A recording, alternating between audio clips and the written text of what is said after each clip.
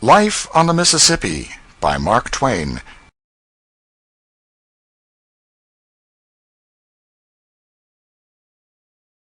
Chapter 23. Traveling Incognito. My idea was to tarry a while in every town between St. Louis and New Orleans. To do this, it would be necessary to go from place to place by the short packet lines. It was an easy plan to make, and would have been an easy one to follow 20 years ago, but not now. There are wide intervals between boats these days. I wanted to begin with the interesting old French settlements of Saint-Geneviève and Kaskaskia, 60 miles below St. Louis. There was only one boat advertised for that section, a Grand Tower packet. Still, one boat was enough, so we went down to look at her. She was a venerable rack-heap, and a fraud to boot, for she was playing herself for personal property, whereas the good honest dirt was so thickly caked all over her that she was righteously taxable as real estate.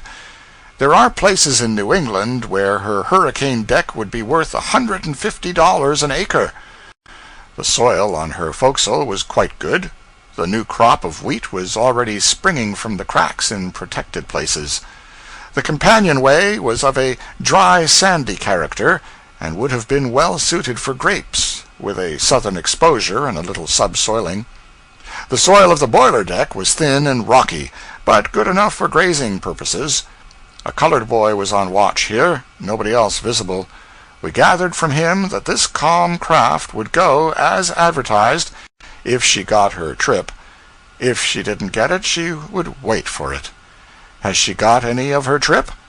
Bless you, no, boss. She ain't unloaded yet. She only come in this morning. He was uncertain as to when she might get her trip, but thought it might be tomorrow or maybe next day. This would not answer at all, so we had to give up the novelty of sailing down the river on a farm. We had one more arrow in our quiver. A Vicksburg packet, the Gold Dust, was to leave at 5 p.m., We took passage in her for Memphis, and gave up the idea of stopping off here and there as being impracticable. She was neat, clean, and comfortable. We camped on the boiler deck, and bought some cheap literature to kill time with. The vendor was a venerable Irishman with a benevolent face and a tongue that worked easily in the socket, and from him we learned that he had lived in St. Louis 34 years, and had never been across the river during that period. Then he wandered into a very flowing lecture, filled with classic names and allusions, which was quite wonderful for fluency until the fact became rather apparent that this was not the first time, nor perhaps the 50th time, that the speech had been delivered. He was a good deal of a character, and much better company than the sappy literature he was selling. A random remark connecting Irishmen and beer brought this nugget of information out of him. "They don't drink it, sir. They can't drink it, sir. Give an Irishman lager for a month, and he's a dead man. An Irishman is lined with copper, and the beer corrodes it. But whiskey polishes the copper, and is the saving of him, sir." At 8 o'clock promptly we backed out and crossed the river. As we crept toward the shore in the thick darkness, a blinding glory of white electric light burst suddenly from our forecastle, and lit up the water and the warehouses as with a noonday glare. Another big change, this. No more flickering, smoky, pitch-dripping, ineffectual torch baskets now. Their day is past. Next, instead of calling out a score of hands to man the stage, a couple of men and a hatful of steam lowered it from the derrick where it was suspended, launched it, deposited in just the right spot, and the whole thing was over and done with before a mate in the olden time could have got his profanity mill adjusted to begin the preparatory services. Why, this new and simple method of handling the stages was not thought of when the first steamboat was built is a mystery which helps one to realize what a dull-witted slug the average human being is. We finally got away at 2 in the morning, and when I turned out at 6, we were rounding to at a rocky point where there was an old stone warehouse, at any rate the ruins of it. 2 or 3 decayed dwelling-houses were nearby, in the shelter of the leafy hills, but there were no evidences of human or other animal life to be seen. I wondered if I had forgotten the river, for I had no recollection whatever of this place. The shape of the river, too, was unfamiliar. There was nothing in sight anywhere that I could remember ever having seen before. I was surprised, disappointed, and annoyed.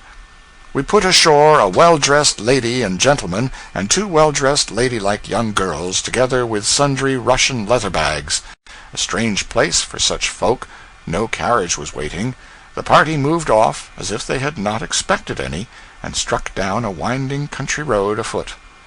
But the mystery was explained when we got under way again, for these people were evidently bound for a large town which lay shut in behind a towhead, i.e., New Island, a couple of miles below this landing. I couldn't remember that town. I couldn't place it, couldn't call its name, so I lost part of my temper. I suspected it might be St. Genevieve, and so it proved to be. Observe what this eccentric river had been about. It had built up this huge, useless towhead directly in front of this town, cut off its river communications, fenced it away completely, and made a country town of it. It is a fine old place, too, and deserved a better fate. It was settled by the French, and is a relic of a time when one could travel from the mouths of the Mississippi to Quebec, and be on French territory and under French rule all the way. Presently I ascended to the hurricane deck and cast a longing glance toward the pilot-house. Chapter 24. My incognito is exploded. After a close study of the face of the pilot on watch, I was satisfied that I had never seen him before, so I went up there.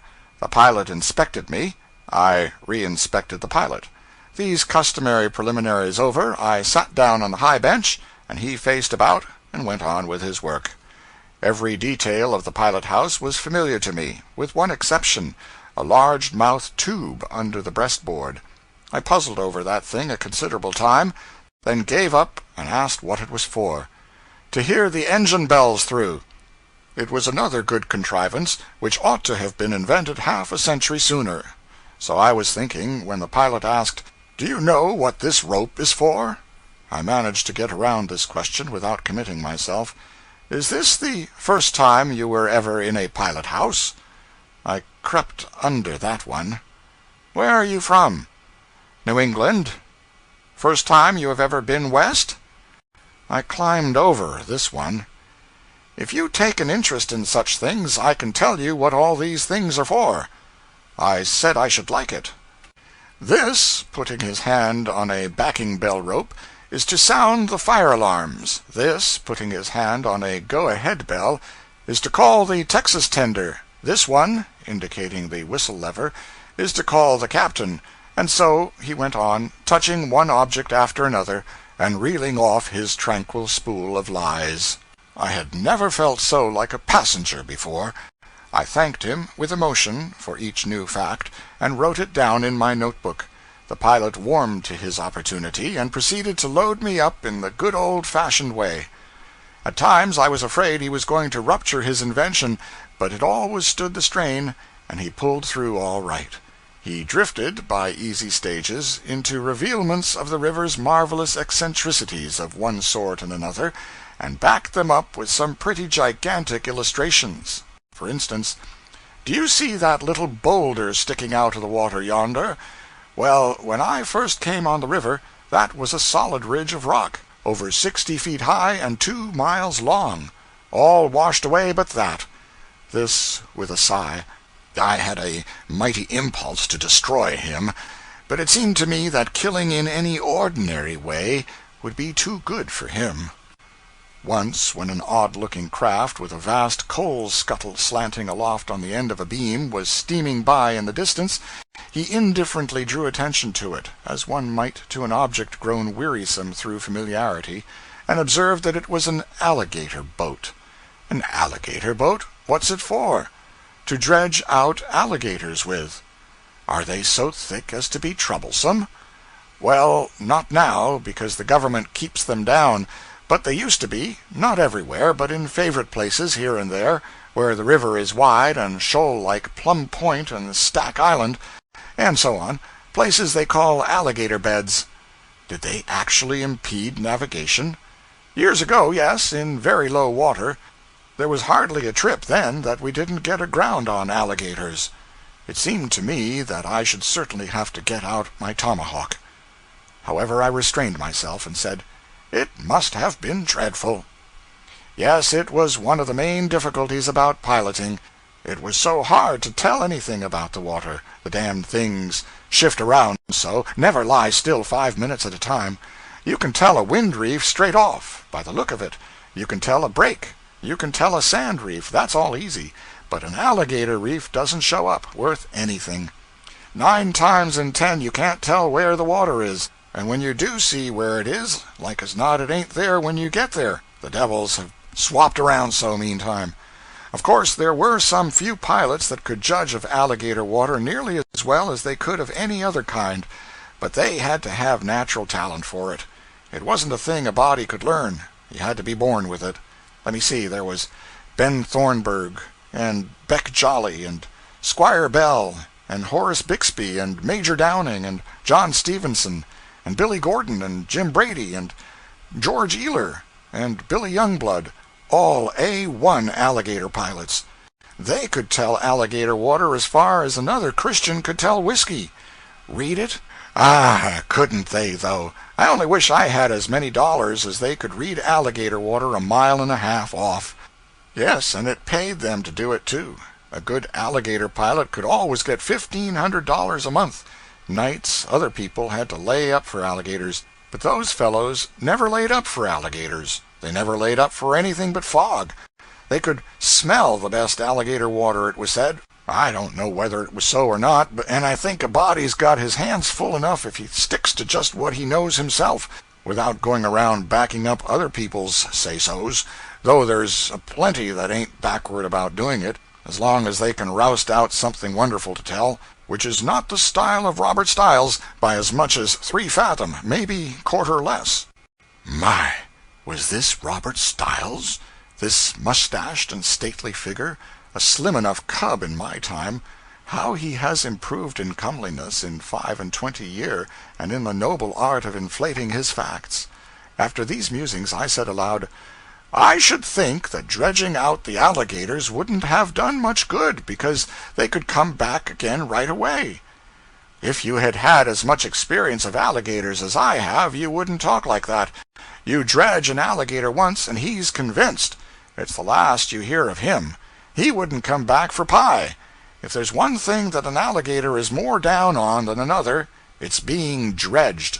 Besides, they were not simply shoved out of the way.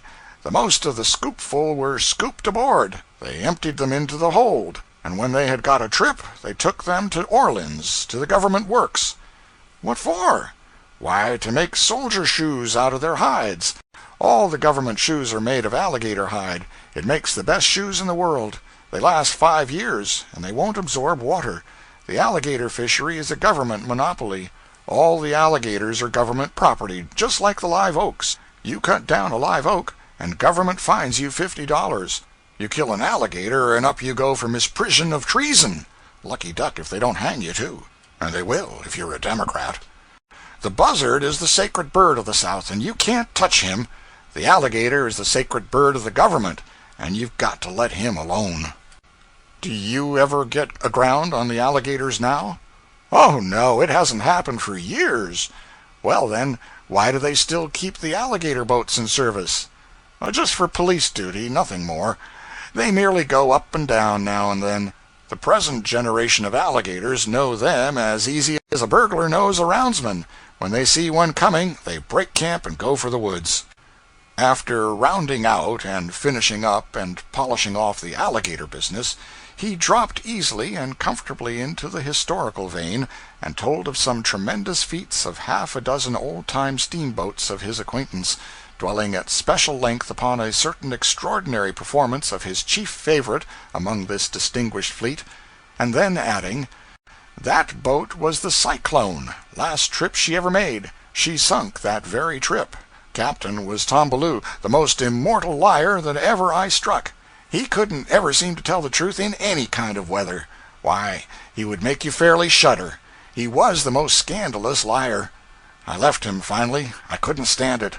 The proverb says, like master, like man, and if you stay with that kind of a man, you'll come under suspicion by and by, just as sure as you live. He paid first-class wages, but I said, what's wages when your reputation's in danger? So I let the wages go and froze to my reputation. And I've never regretted it. Reputation's worth everything, ain't it? That's the way I look at it. He had more selfish organs than any 7 men in the world, all packed in the stern sheets of his skull, of course, where they belonged. They weighed down the back of his head so that it made his nose tilt up in the air. People thought it was vanity, but it wasn't. It was malice.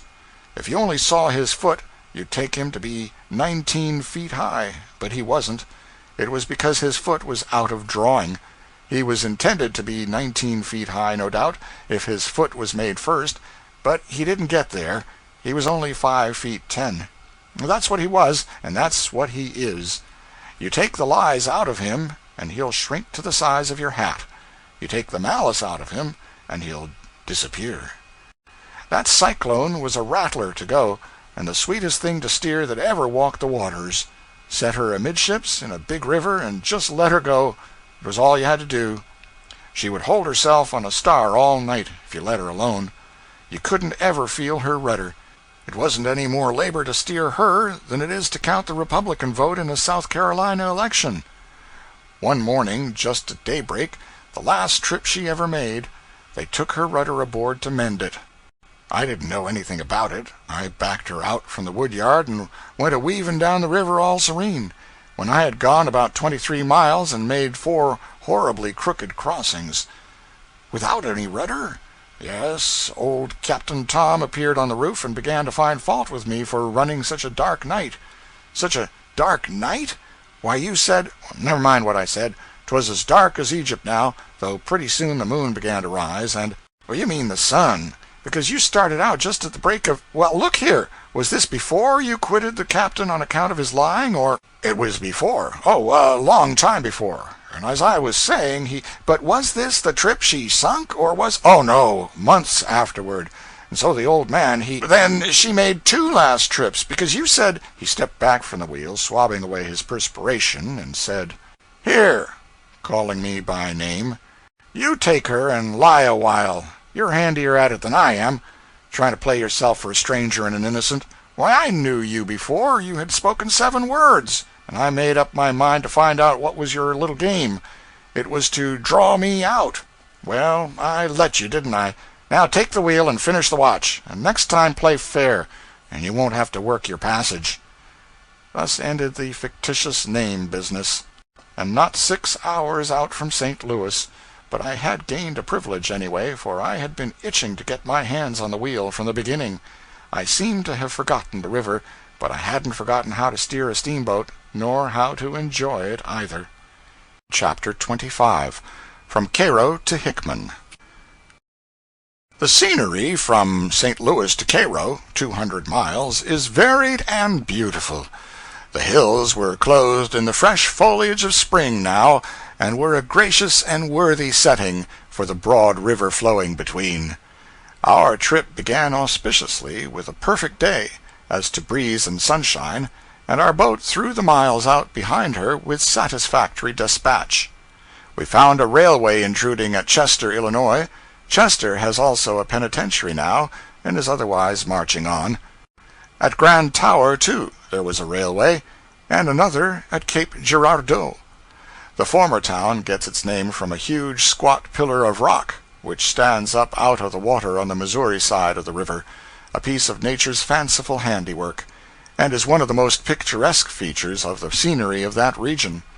For nearer or remote neighbors, the tower has the Devil's Bake Oven, so called, perhaps, because it does not powerfully resemble anybody else's bake oven, and the Devil's Tea Table.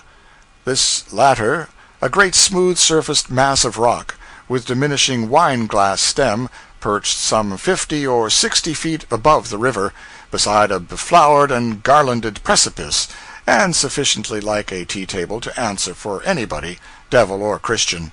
Away down the river we have the Devil's Elbow and the Devil's Race Course, and lots of other property of his, which I cannot now call to mind. The town of Grand Tower was evidently a busier place than it had been in old times, but it seemed to need some repairs here and there, and a new coat of whitewash all over. Still, it was pleasant to me to see the old coat once more. Uncle Mumford, our second officer, said the place had been suffering from high water, and consequently was not looking its best now, but he said it was not strange that it didn't waste whitewash on itself, for more lime was made there, and of a better quality than anywhere in the West, and added, on a dairy farm you never can get any milk for your coffee, nor any sugar for it on a sugar plantation, and it is against sense to go to a lime town to hunt for whitewash. In my own experience I knew the first two items to be true, and also that people who sell candy don't care for candy. Therefore there was plausibility in Uncle Mumford's final observation that people who make lime run more to religion than whitewash. Uncle Mumford said, further, that Grand Tower was a great coaling center, and a prospering place. Cape Girardeau is situated on a hillside, and makes a handsome appearance.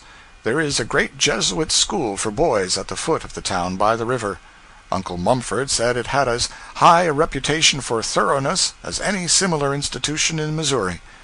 There was another college higher up on an airy summit, a bright new edifice, picturesquely and peculiarly towered and pinnacled, a sort of gigantic castor, with the cruets all complete. Uncle Mumford said that Cape Girardeau was the Athens of Missouri, and contained several colleges besides those already mentioned, and all of them on a religious basis of one kind or another. He directed my attention to what he called the strong and pervasive religious look of the town, but I could not see that it looked more religious than the other hill towns with the same slope and built of the same kind of bricks. Partialities often make people see more than really exists. Uncle Mumford has been 30 years a mate on the river. He is a man of practical sense and a level head, has observed, has had much experience of one sort and another, has opinions, has also just a perceptible dash of poetry in his composition, an easy gift of speech, a thick growl in his voice, and an oath or two where he can get at them when the exigencies of his office require a spiritual lift. He is a mate of the blessed old-time kind, and goes gravely damning around when there is work to the fore, in a way to mellow the ex-steamboatman's heart with sweet soft longings for the vanished days that shall come no more. "Get up there, you! Going to be all day? Why'n't you say you was petrified in your hind legs before you shipped?" He is a steady man with his crew, kind and just, but firm, so they like him, and stay with him. He is still in the slouchy garb of the old generation of mates, but next trip the anchor line will have him in uniform, a natty blue naval uniform, with brass buttons, along with all the officers of the line, and then he will be a totally different style of scenery from what he is now. Uniforms on the Mississippi! It beats all the other changes put together for surprise. Still, there is another surprise, that it was not made 50 years ago. It is so manifestly sensible that it might have been thought of earlier, one would suppose. During 50 years out there, the innocent passenger in need of help and information has been mistaking the mate for the cook and the captain for the barber, and being roughly entertained for it, too. But his troubles are ended now, and the greatly improved aspect of the boat's staff is another advantage achieved by the dress reform period. Steered down the bend below Cape Girardeau. They used to call it Steersman's Bend. Plain sailing and plenty of water in it always. About the only place in the upper river that a new cub was allowed to take a boat through in low water. Thebes, at the head of the Grand Chain, and Commerce at the foot of it, were towns easily rememberable, as they had not undergone conspicuous alteration. Nor the chain, either, in the nature of things, for it is a chain of sunken rocks admirably arranged to capture and kill steamboats on bad nights. A good many steamboat corpses lie buried there, out of sight. Among the rest, my first friend, the Paul Jones. She knocked her bottom out and went down like a pot, so the historian told me, Uncle Mumford. He said she had a gray mare aboard, and a preacher. To me, this sufficiently accounted for the disaster, as it did, of course, to Mumford, who added, But there are many ignorant people who would scoff at such a matter, and call it superstition. But you will always notice that there are people who have never traveled with a gray mare and a preacher. I went down the river once in such company. We grounded at Bloody Island. We grounded at Hanging Dog. We grounded just below this same Commerce. We jolted Beaver Dam Rock. We hit one of the worst breaks in the graveyard behind Goose Island. We had a roustabout killed in a fight. We burnt a boiler, broke a shaft, collapsed a flue, and went into Cairo with 9 feet of water in the hold. May have been more, may have been less. I remember it as if it were yesterday. The men lost their heads with terror. They painted the mare blue in sight of town, and threw the preacher overboard, or we should not have arrived at all. The preacher was fished out and saved. He acknowledged himself that he had been to blame. I remember it all as if it were yesterday. That this combination of preacher and gray mare should breed calamity seems strange, and at first glance unbelievable. But the fact is fortified by so much unassailable proof that to doubt is to dishonor reason.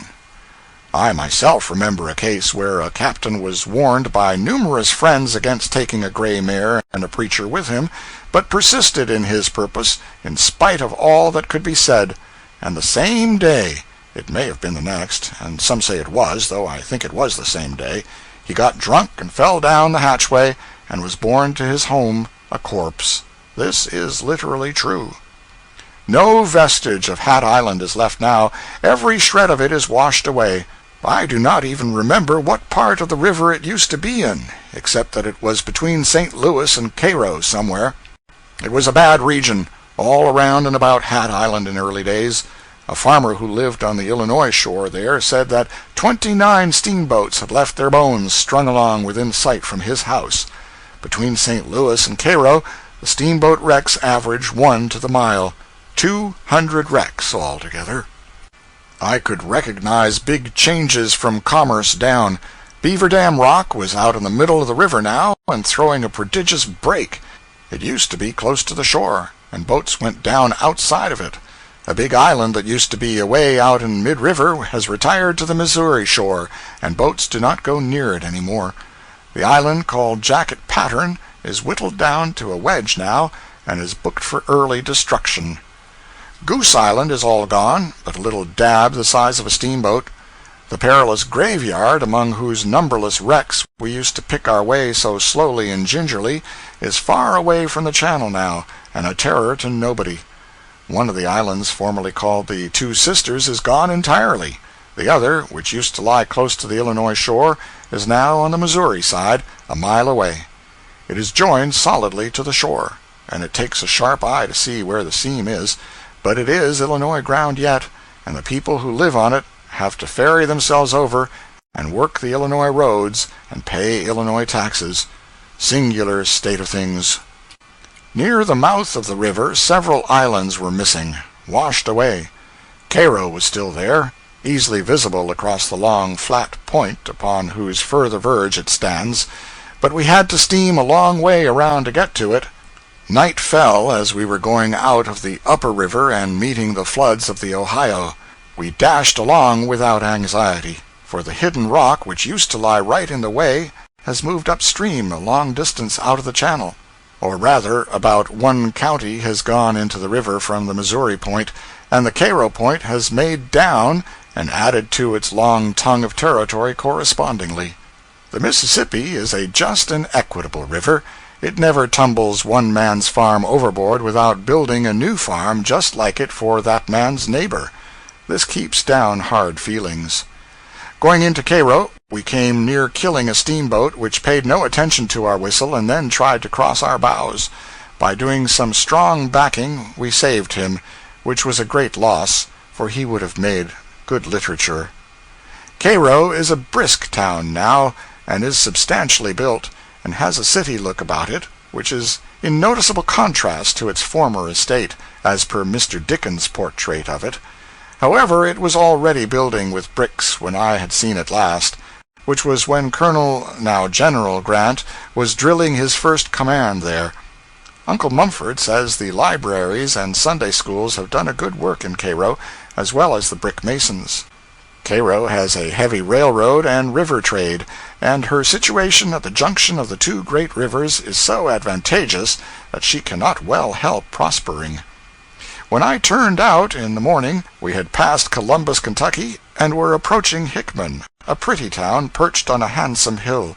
Hickman is in a rich tobacco region, and formerly enjoyed a great and lucrative trade in that staple, collecting it there in her warehouses from a large area of country and shipping it by boat. But Uncle Mumford says she built a railway to facilitate this commerce a little more, and he thinks it facilitated it the wrong way. Took the bulk of the trade out of her hands by collaring it along the line without gathering it at her doors. Chapter 26. Under Fire.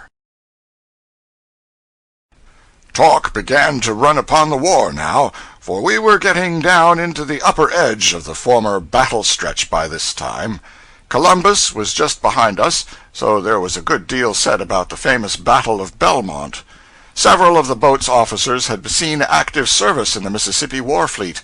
I gathered that they found themselves sadly out of their element in that kind of business at first, but afterward got accustomed to it, reconciled to it, and more or less at home in it. One of our pilots had his first war experience in the Belmont fight, as a pilot on a boat in the Confederate service.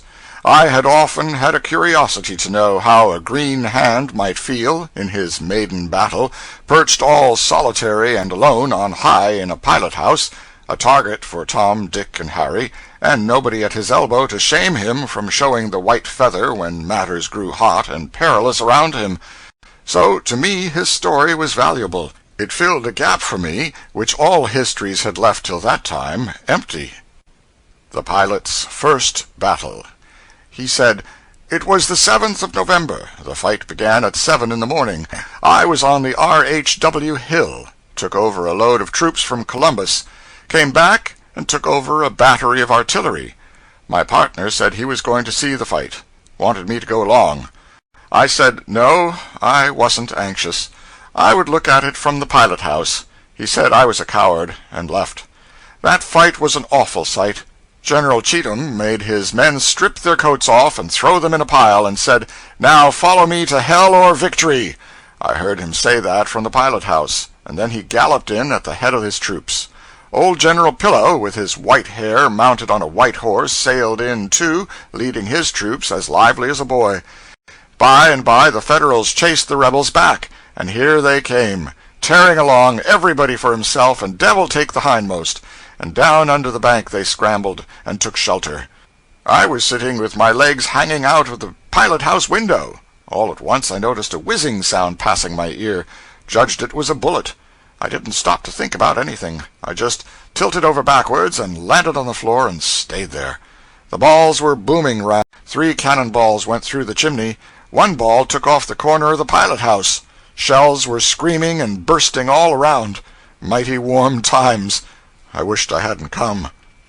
I lay there on the pilot-house floor while the shots came faster and faster. I crept in behind the big stove in the middle of the pilot-house. Presently a Minnie ball came through the stove. It just grazed my head and cut my hat. I judged it was time to go away from there. The captain was on the roof with the red-headed major from Memphis, a fine-looking man. I heard him say he wanted to leave here, but that pilot is killed. I crept over to the starboard side to pull the bell to set her back, raised up and took a look, and I saw about 15 shot holes through the window panes.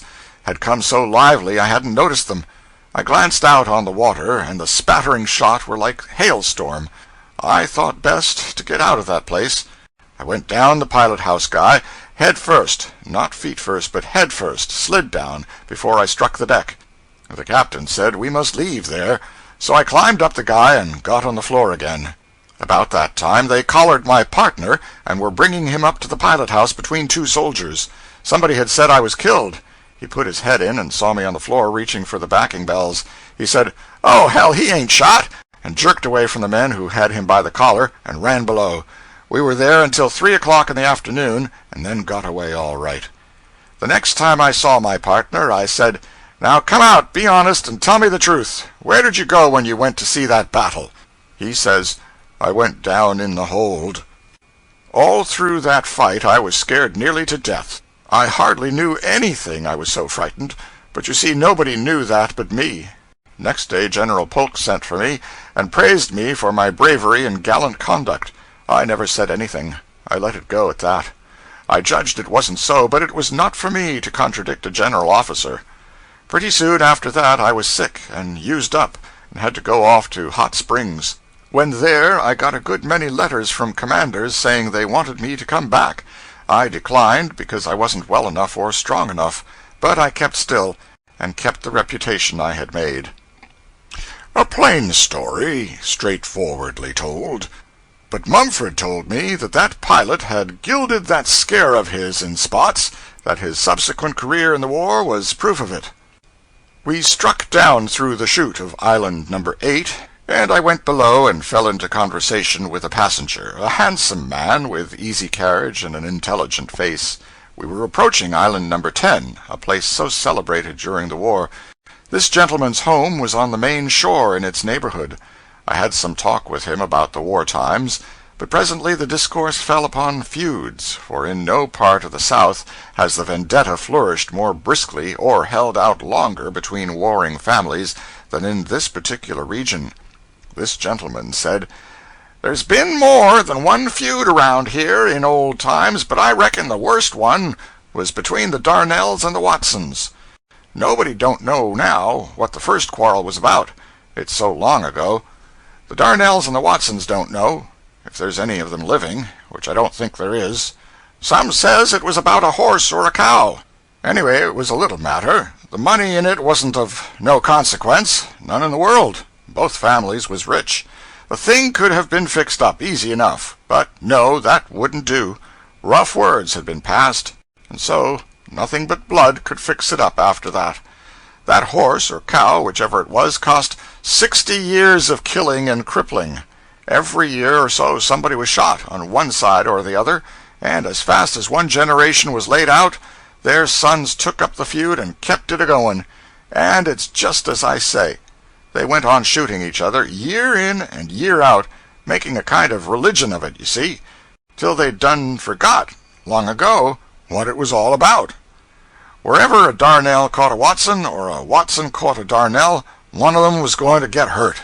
Only question was, which of them got the drop on the other. They'd shoot one another down right in the presence of the family. They didn't hunt for each other, but when they happened to meet, they puffed and begun. Men would shoot boys, boys would shoot men. A man shot a boy 12 years old, happened on him in the woods, and didn't give him no chance. If he had given him a chance, the boy had shot him. Both families belonged to the same church. Everybody round here is religious. Through all this 50 or 60 years fuss, both tribes was there every Sunday to worship. They lived each side of the line, and the church was at a landing called Compromise. Half the church and half the aisle was in Kentucky, the other half in Tennessee. Sundays you'd see the families drive up, all in their Sunday clothes, men, women, and children, and file up the aisle and set down, quiet and orderly, one lot on the Tennessee side of the church and the other on the Kentucky side, and the men and boys would lean their guns up against the wall, handy, and then all hands would join in with the prayer and praise. Though they say the man next the aisle didn't kneel down, along with the rest of the family, kind of stood guard. I don't know, never was at that church in my life, but I remember that that's what used to be said.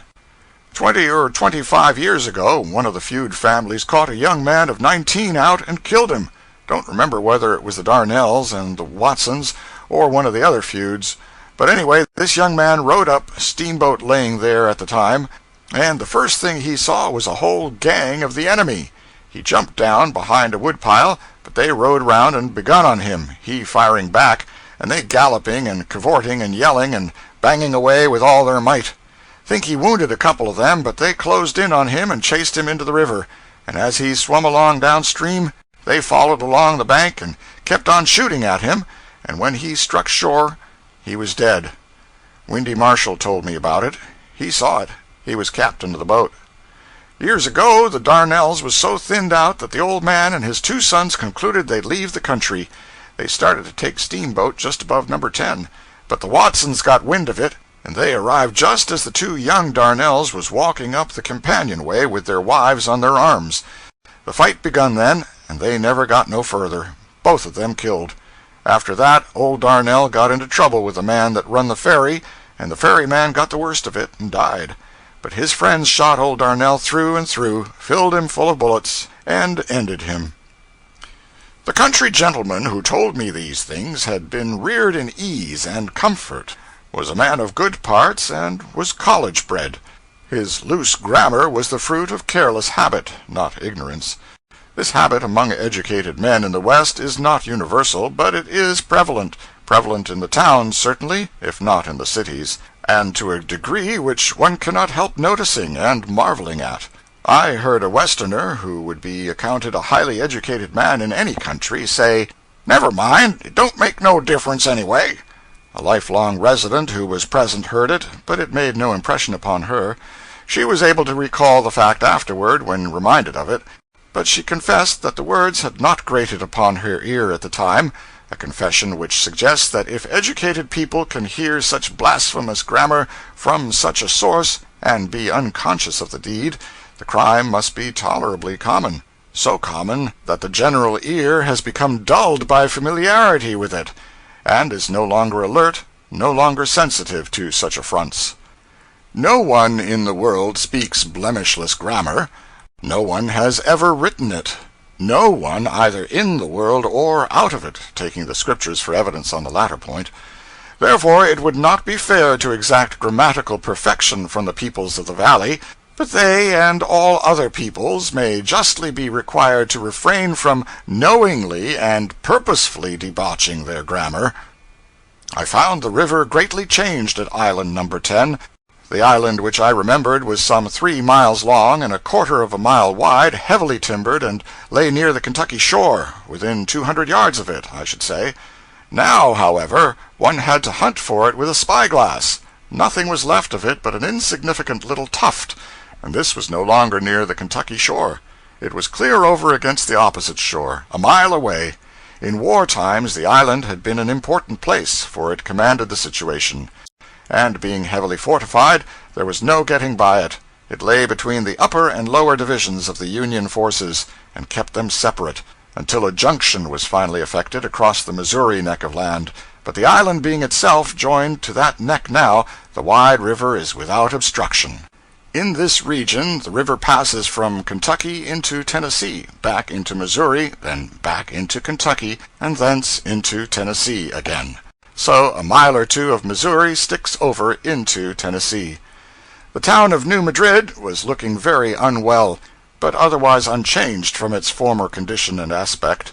Its blocks of frame houses were still grouped in the same old flat plain, and environed by the same old forests. It was as tranquil as formerly, and apparently had neither grown nor diminished in size. It was said that the recent high water had invaded it and damaged its looks. This was surprising news, for in low water the river bank is very high there, 50 feet, and in my day an overflow had always been considered an impossibility.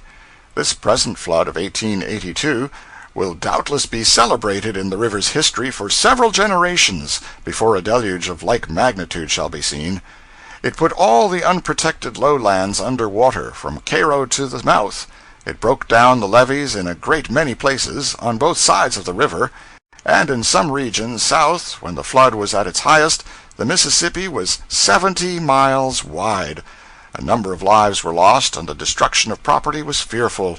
The crops were destroyed, houses washed away, and shelterless men and cattle forced to take refuge on scattering elevations here and there, in field and forest, and wait in peril and suffering until the boats put in commission by the national and local governments and by newspaper enterprise could come and rescue them. The properties of multitudes of people were under water for months, and the poorer ones must have starved by the hundreds if succor had not been promptly afforded. Footnote: for a detailed and interesting description of the great flood written on board of the New Orleans Times-Democrats relief boat, see Appendix A. The water had been falling during a considerable time now, yet as a rule we found the banks still under water. Chapter 27. Some Imported Articles. We met 2 steamboats at New Madrid, 2 steamboats in sight at once, an infrequent spectacle now in the lonesome Mississippi. The loneliness of this solemn, stupendous flood is impressive and depressing. League after league, and still league after league, it pours its chocolate tide along between its solid forest walls, its almost untenanted shores, with seldom a sail or a moving object of any kind to disturb the surface and break the monotony of the blank, watery solitude. And so the day goes, the night comes, and again the day, and still the same, night after night and day after day. Majestic, unchanging sameness of serenity, repose, tranquility, lethargy, vacancy, symbol of eternity, realization of the heaven pictured by priest and prophet and longed for by the good and thoughtless. Immediately after the War of 1812, tourists began to come to America from England, scattering ones at first, then a sort of procession of them, a procession which kept up its plodding, patient march through the land during many, many years. Each tourist took notes and went home and published a book which was usually calm, truthful, reasonable, kind, but which seemed just the reverse to our tender-footed progenitors. A glance at these tourist books shows us that in certain of its aspects the Mississippi has undergone no change since those strangers visited it, but remains today about as it was then. The emotions produced in those foreign breasts by these aspects were not all formed on one pattern, of course. They had to be various, along at first, because the earlier tourists were obliged to originate their emotions, whereas in older countries one can always borrow emotions from one's predecessors. And, mind you, emotions are among the toughest things in the world to manufacture out of whole cloth. It is easier to manufacture 7 facts than 1 emotion. Captain Basil Hall, R.N., writing 55 years ago, says, "Here I caught the first glimpse of the object I had so long wished to behold, and felt myself amply repaid at that moment for all the trouble I had experienced in coming so far, and stood looking at the river flowing past till it was too dark to distinguish anything. But it was not till I had visited the same spot a dozen times that I came to a right comprehension of the grandeur of the scene." Following are Mrs. Trollope's emotions. She is writing a few months later in the same year, 1827, and is coming in at the mouth of the Mississippi. "The first indication of our approach to land was the appearance of this mighty river pouring forth its muddy mass of waters, and mingling with the deep blue of the Mexican Gulf. I never beheld a scene so utterly desolate as this entrance of the Mississippi. Had Dante seen it, he might have drawn images of another Borgia from its horrors. One only object rears itself above the eddying waters. This is the mast of a vessel long since wrecked in attempting to cross the bar, and it still stands, a dismal witness of the destruction that has been, and a boding prophet of that which is to come." Emotions of Hon. Charles Augustus Murray, near St. Louis, 7 years later. "It is only when you ascend the mighty current for 50 or 100 miles, and use the eye of imagination as well as that of nature, that you begin to understand all his might and majesty. You see him fertilizing a boundless valley, bearing along in his course the trophies of his 1,000 victories over the shattered forest, here carrying away large masses of soil with all their growth, and there forming islands, destined at some future period to be the residence of man. And while indulging in this prospect, it is then time for reflection to suggest that the current before you has flowed through 2,000 or 3,000 miles, and has yet to travel 1,300 more before reaching its ocean destination." Receive now the emotions of Captain Marryat, R.N., author of the Sea Tales, writing in 1837, 3 years after Mr. Murray. "Never, perhaps, in the records of nations, was there an instance of a century of such unvarying and unmitigated crime as is to be collected from the history of the turbulent and blood-stained Mississippi. The stream itself appears as if appropriate for the deeds which have been committed. It is not like most rivers, beautiful to the sight, bestowing fertility in its course, not one that the eye loves to dwell upon as it sweeps along, nor can you wander upon its banks, or trust yourself without danger to its stream. It is a furious, rapid, desolating torrent loaded with alluvial soil, and few of those who are received into its waters ever rise again. [Footnote: There was a foolish superstition of some little prevalence in that day that the Mississippi would neither buoy up a swimmer nor permit a drowned person's body to rise to the surface, or can support themselves along upon its surface without assistance from some friendly log. It contains the coarsest and most uneatable of fish, such as the catfish and such genus, and as you descend, its banks are occupied with the fetid alligator, while the panther basks at its edge in the cane brakes, almost impervious to man. Pouring its impetuous waters through wild tracts covered with trees of little value except for firewood, it sweeps down whole forests in its course, which disappear in tumultuous confusion, whirled away by the stream now loaded with the masses of soil which nourished their roots, often blocking up and changing for a time the channel of the river, which, as if in anger at its being opposed, inundates and devastates the whole country round, and as soon as it forces its way through its former channel, plants in every direction the uprooted monarchs of the forest, upon whose branches the bird will never again perch, or the raccoon, the opossum, or the squirrel climb, as traps to the adventurous navigators of its waters by steam, who, borne down upon these concealed dangers which pierce through the planks, very often have not time to steer for and gain the shore before they sink to the bottom. There are no pleasing associations connected with the great common sewer of the Western America, which pours out its mud into the Mexican Gulf, polluting the clear blue sea for many miles beyond its mouth. It is a river of desolation, and instead of reminding you, like other beautiful rivers, of an angel which has descended for the benefit of man, you imagine it a devil, whose energies have been only overcome by the wonderful power of steam. It is pretty crude literature for a man accustomed to handling a pen, still, as a panorama of the emotions sent weltering through this noted visitor's breast by the aspect and traditions of the great common sewer, it has a value, though marred in the matter of statistics by inaccuracies, for the catfish is a plenty good enough fish for anybody, and there are no panthers that are impervious to man.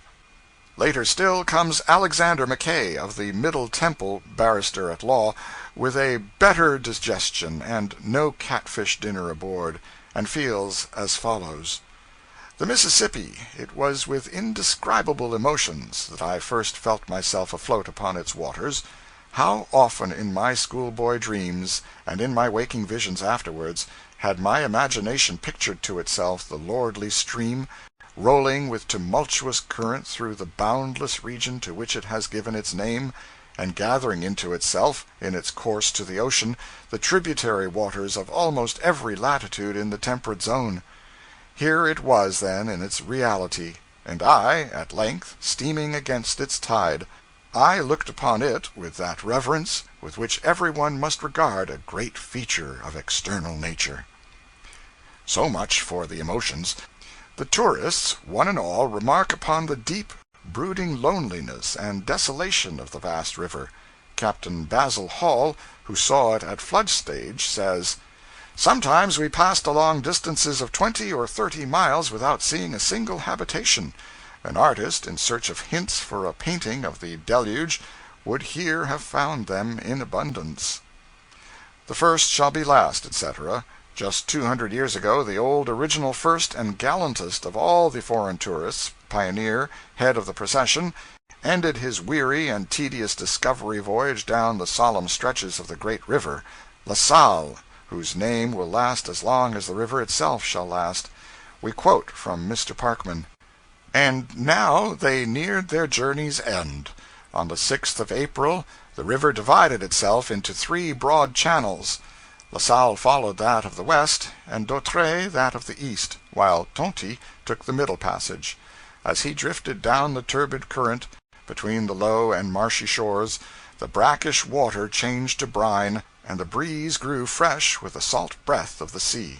Then the broad bosom of the great Gulf opened on his sight, tossing its restless billows, limitless, voiceless, lonely as when born of chaos, without a sail, without a sign of life.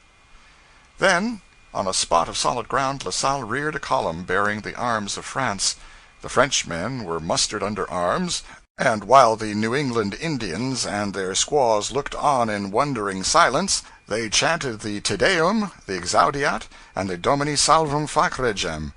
Then, whilst the musketry volleyed and rejoicing shouts burst forth, the victorious discoverer planted the column and made proclamation in a loud voice, taking formal possession of the river and the vast countries watered by it, in the name of the king.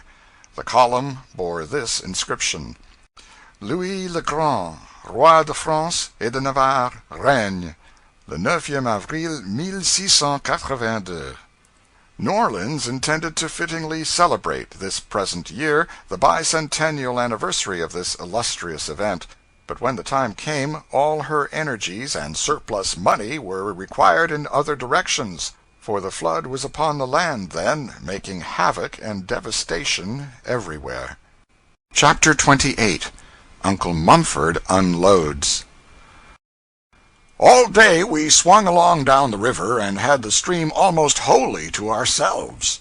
Formerly, at such a stage of the water, we should have passed acres of lumber rafts and dozens of big coal barges, also occasional little trading scows, peddling along from farm to farm, with the peddler's family on board. Possibly a random scow, bearing a humble Hamlet and Company on an itinerant dramatic trip. But these were all absent. Far along in the day we saw one steamboat, just one and no more. She was lying at rest in the shade, within the wooded mouth of the Obion River. The spy-glass revealed the fact that she was named for me, or he was named for me, whichever you prefer. As this was the first time I had ever encountered this species of honor, it seems excusable to mention it, and at the same time call the attention of the authorities to the tardiness of my recognition of it. Noted a big change in the river at Island 21. It was a very large island, and used to be out toward midstream, but it is joined fast to the main shore now, and has retired from business as an island. As we approached famous and formidable Plum Point, darkness fell, but that was nothing to shudder about in these modern times, for now the national government has turned the Mississippi into a sort of 2,000-mile torchlight procession. In the head of every crossing, and in the foot of every crossing, the government has set up a clear-burning lamp. You are never entirely in the dark now. There is always a beacon in sight, either before you, or behind you, or abreast. One might almost say that lamps have been squandered there.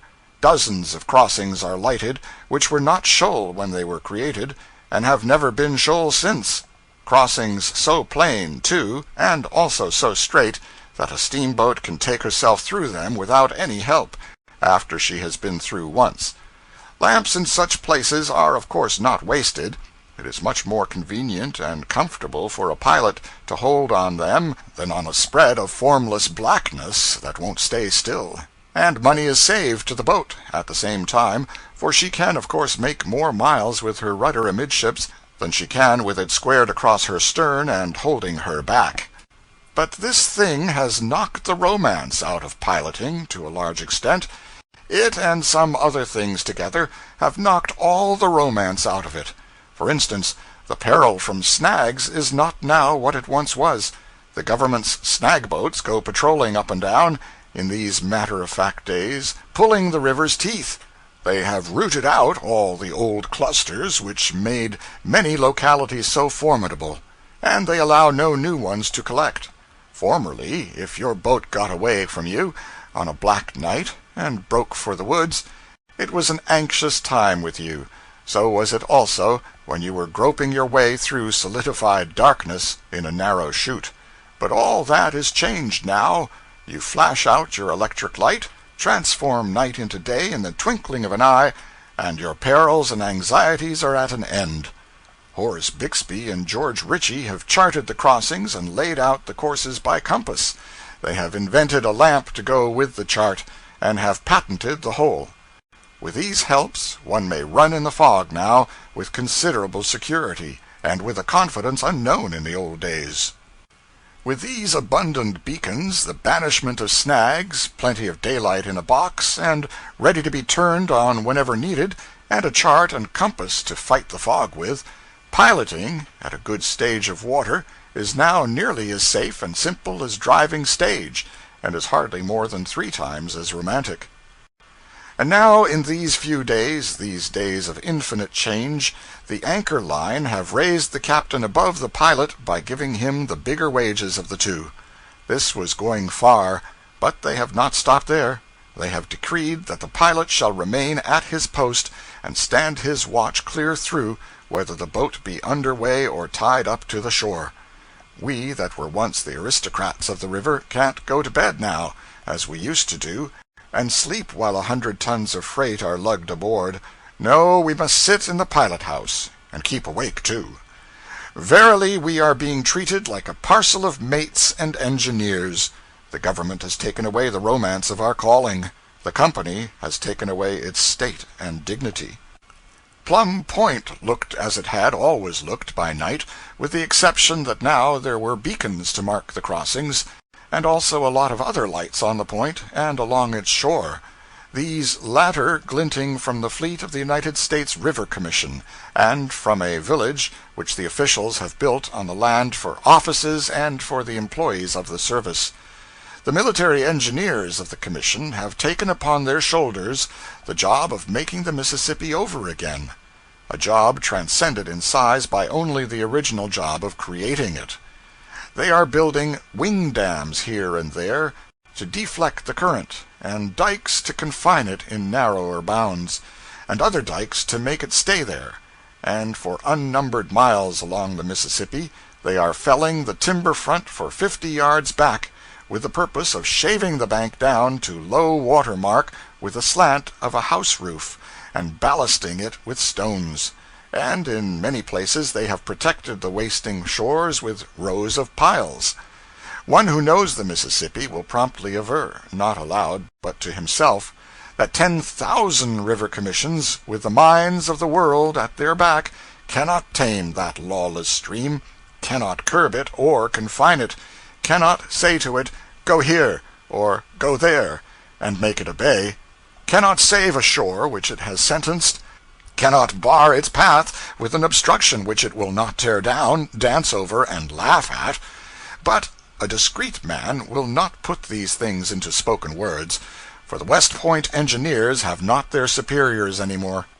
They know all that can be known of their abstruse science, and so, since they conceive that they can fetter and handcuff that river and boss him, it is but wisdom for the unscientific man to keep still, lie low, and wait till they do it. Captain Eads, with his jetties, has done a work at the mouth of the Mississippi which seemed clearly impossible. So we do not feel full confidence now to prophesy against like impossibilities. Otherwise one would pipe out and say the Commission might as well bully the comets in their courses, and undertake to make them behave, as try to bully the Mississippi into right and reasonable conduct. I consulted Uncle Mumford concerning this and cognate matters, and I give here the result, stenographically reported, and therefore to be relied on as being full and correct, except that I have here and there left out remarks which were addressed to the men, such as, "Where in blazes are you going with that barrel now?" and which seemed to me to break the flow of the written statement, without compensating by adding to its information or its clearness. Not that I have ventured to strike out all such interjections. I have removed only those which were obviously irrelevant. Wherever one occurred which I felt any question about, I have judged it safest to let it remain. Uncle Mumford's Impressions. Uncle Mumford said, "As long as I have been mate of a steamboat, 30 years, I have watched this river and studied it. Maybe I could have learnt more about it at West Point, but if I believe it, I wish I may be—" "What are you sucking your fingers there for? Collar that kag of nails!" 4 years at West Point and plenty of books and schooling will learn a man a good deal, I reckon, but it won't learn him the river. You turn one of those little European rivers over to this commission, with its hard bottom and clear water, and it would just be a holiday job for them to wall it, and pilot, and dike it, and tame it down, and boss it around, and make it go wherever they wanted it to, and stay where they put it, and do just as they said, every time. But this ain't that kind of river. They have started in here with big confidence, and the best intentions in the world, but they are going to get left. What does Ecclesiastes 7:13 say? Says enough to knock their little game galley west, don't it? Now, you look at their methods once. There at Devil's Island, in the upper river, they wanted the water to go one way, the water wanted to go another. So they put up a stone wall. But what does this river care for a stone wall? When it got ready, it just bulged through it.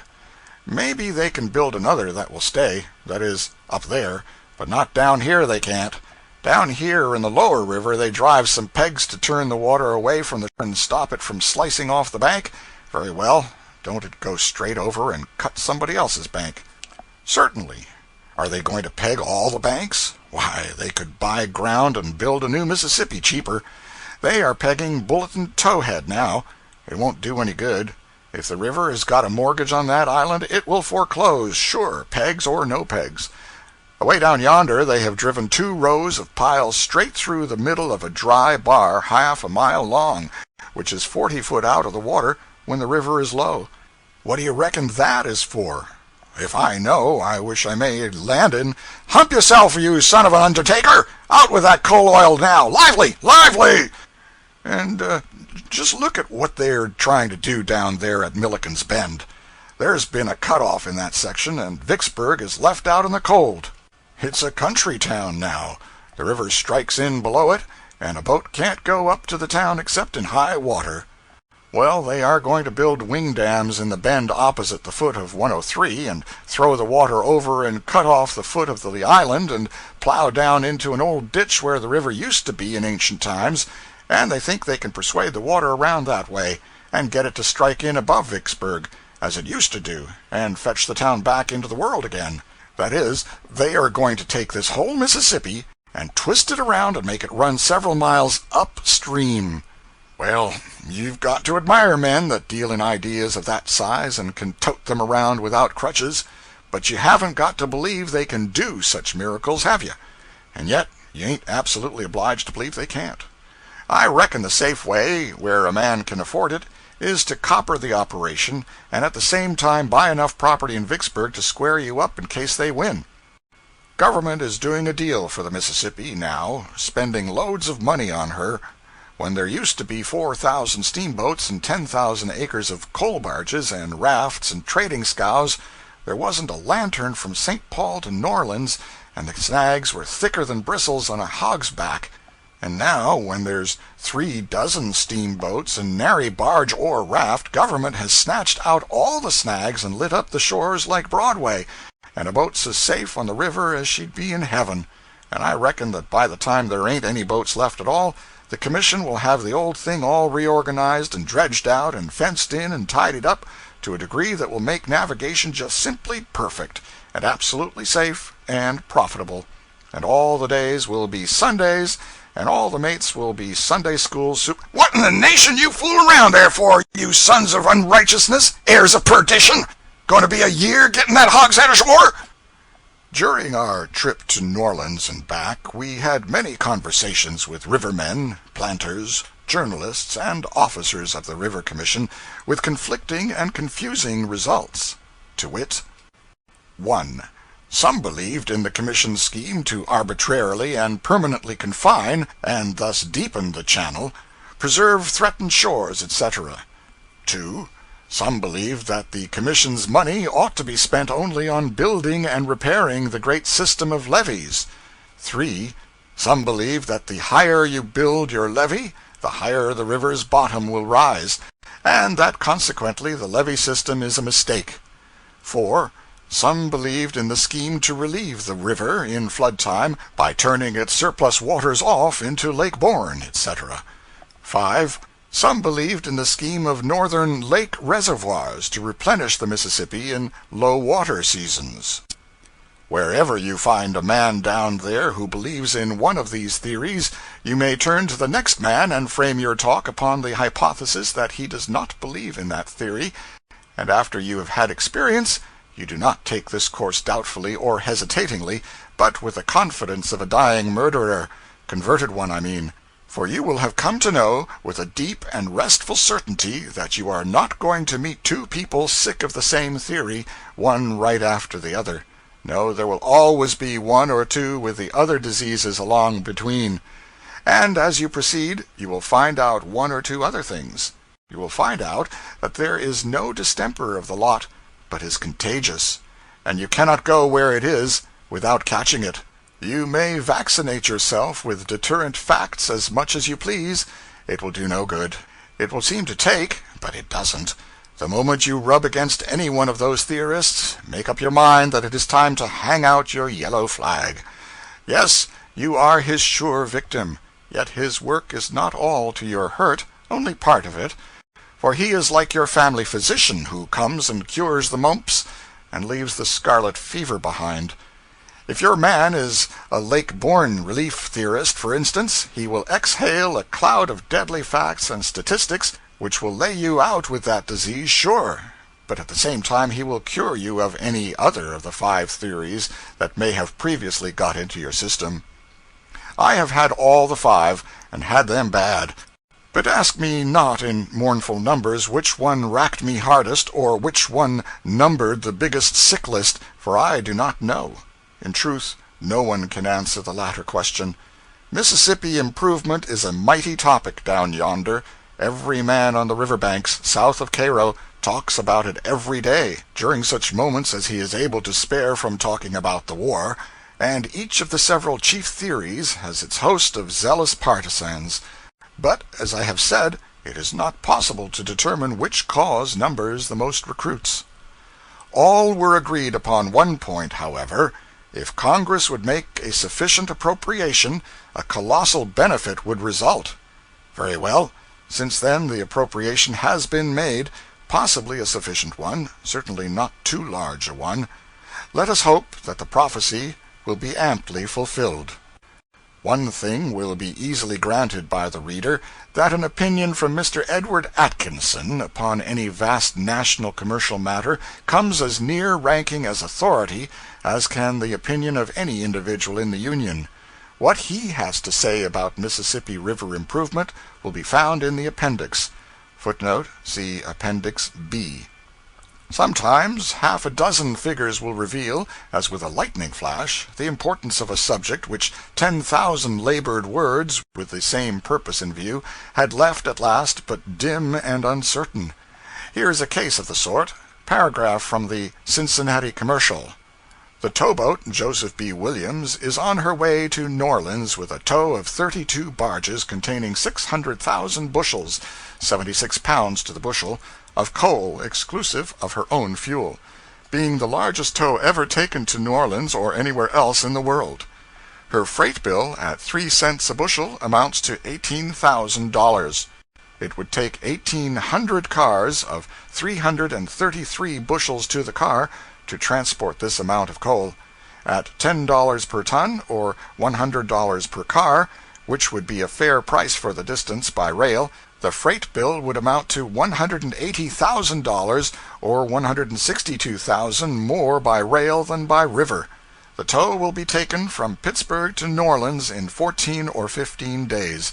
It would take 100 trains of 18 cars to the train to transport this one tow of 600,000 bushels of coal, and even if it made the usual speed of fast freight lines, it would take one whole summer to put it through by rail.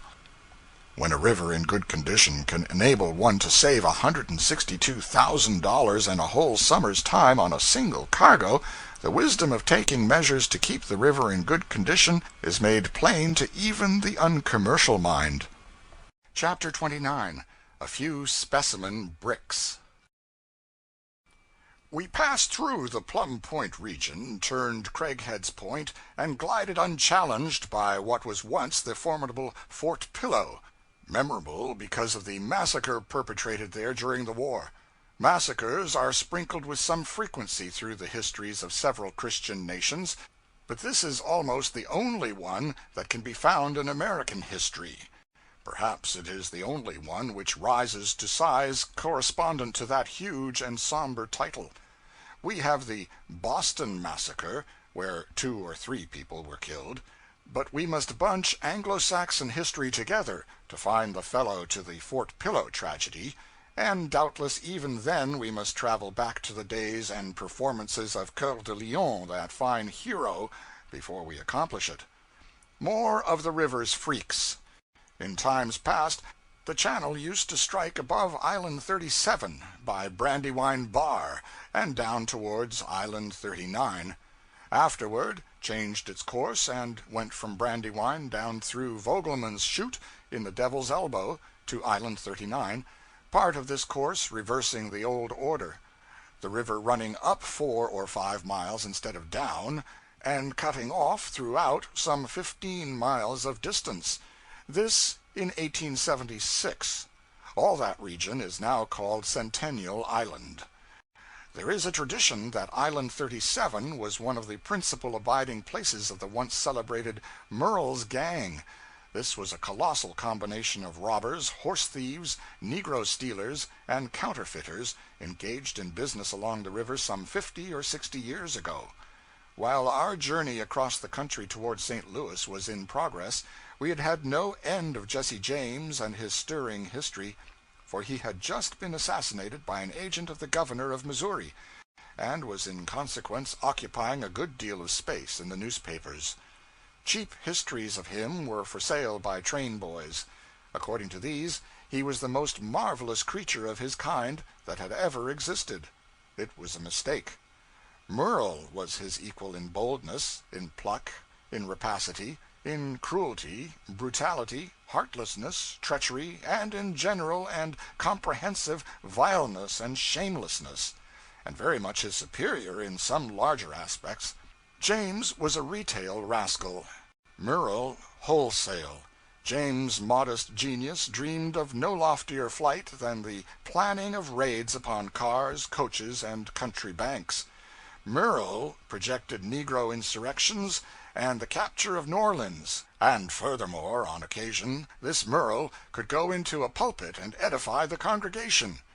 What are James and his half-dozen vulgar rascals compared with this stately old-time criminal, with his sermons, his meditated insurrections and city captures, and his majestic following of 1,000 men sworn to do his evil will? Here is a paragraph or two concerning this big operator, from a now forgotten book which was published half a century ago. He appears to have been a most dexterous as well as consummate villain. When he traveled, his usual disguise was that of an itinerant preacher, and it is said that his discourses were very soul-moving, interesting the hearers so much that they forgot to look after their horses, which were carried away by his confederates while he was preaching. But the stealing of horses in one state and selling them in another was but a small portion of their business. The most lucrative was the enticing slaves to run away from their masters, that they might sell them in another quarter. This was arranged as follows. They would tell a negro that if he would run away from his master and allow them to sell him, he should receive a portion of the money paid for him, and that upon his return to them a second time they would send him to a free state where he would be safe. The poor wretches complied with this request, hoping to obtain money and freedom. They would be sold to another master, and run away again to their employers. Sometimes they would be sold in this manner 3 or 4 times, until they had realized $3,000 or $4,000 by them. But as, after this, there was fear of detection, the usual custom was to get rid of the only witness that could be produced against them, which was the negro himself, by murdering him and throwing his body into the Mississippi. Even if it was established that they had stolen a negro before he was murdered, they were always prepared to evade punishment, for they concealed a negro who had run away until he was advertised, and a reward offered to any man who would catch him. An advertisement of this kind warrants the person to take the property if found, and then the negro becomes a property in trust. When, therefore, they sold a negro, it only became a breach of trust, not stealing. And for a breach of trust, the owner of the property can only have redress by a civil action, which was useless, as the damages were never paid. It may be inquired how it was that Murrell escaped lynch law under such circumstances. This will be easily understood when it is stated that he had more than 1,000 sworn confederates, all ready at a moment's notice to support any of the gang who might be in trouble. The names of all the principal confederates of Murrell were obtained from himself in a manner which I shall presently explain. The gang was composed of two classes: the heads, or council, as they were called, who planned and concerted, but seldom acted. They amounted to about 400. The other class were the active agents, and were termed strikers, and amounted to about 650. These were the tools in the hands of the others. They ran all the risk, and received but a small portion of the money. They were in the power of the leaders of the gang, who would sacrifice them at any time by handing them over to justice or sinking their bodies in the Mississippi. The general rendezvous of this gang of miscreants was on the Arkansas side of the river, where they concealed their negroes in the morasses and cane-brakes. The depredations of this extensive combination were severely felt, but so well were their plans arranged that although Murrell, who was always active, was everywhere suspected, there was no proof to be obtained. It so happened, however, that a young man of the name of Stewart, who was looking after two slaves which Murrell had decoyed away, fell in with him and obtained his confidence, took the oath, and was admitted into the gang as one of the general council. By this means all was discovered, for Stewart turned traitor, although he had taken the oath, and having obtained every information, exposed the whole concern, the names of all the parties, and finally succeeded in bringing home sufficient evidence against Murrell to procure his conviction and sentence to the penitentiary. Murrell was sentenced to 14 years' imprisonment. So many people who were supposed to be honest and bore a respectable name in the different states were found to be among the list of the Grand Council, as published by Stewart, that every attempt was made to throw discredit upon his assertions. His character was vilified, and more than one attempt was made to assassinate him. He was obliged to quit the Southern States in consequence. It is, however, now well ascertained to have been all true, and although some blame Mr. Stewart for having violated his oath, they no longer attempt to deny that his revelations were correct. I will quote one or two portions of Murrell's confessions to Mr. Stewart, made to him when they were journeying together. I ought to have observed that the ultimate intentions of Murrell and his associates were, by his own account, on a very extended scale, having no less an object in view than raising the blacks against the whites, taking possession of and plundering New Orleans, and making themselves possessors of the territory. The following are a few extracts. I collected all my friends about New Orleans at one of our friends' houses in that place, and we sat in council 3 days before we got all our plans to our notion. We then determined to undertake the rebellion at every hazard, and make as many friends as we could for that purpose. Every man's business being assigned him, I started to Natchez on foot, having sold my horse in New Orleans, with the intention of stealing another after I started. I walked 4 days, and no opportunity offered for me to get a horse. The 5th day, about 12, I had become tired, and stopped at a creek to get some water and rest a little. While I was sitting on a log, looking down the road the way that I had come, a man came in sight riding on a good-looking horse. The very moment I saw him, I was determined to have his horse, if he was in the garb of a traveler. He rode up, and I saw from his equipage that he was a traveler.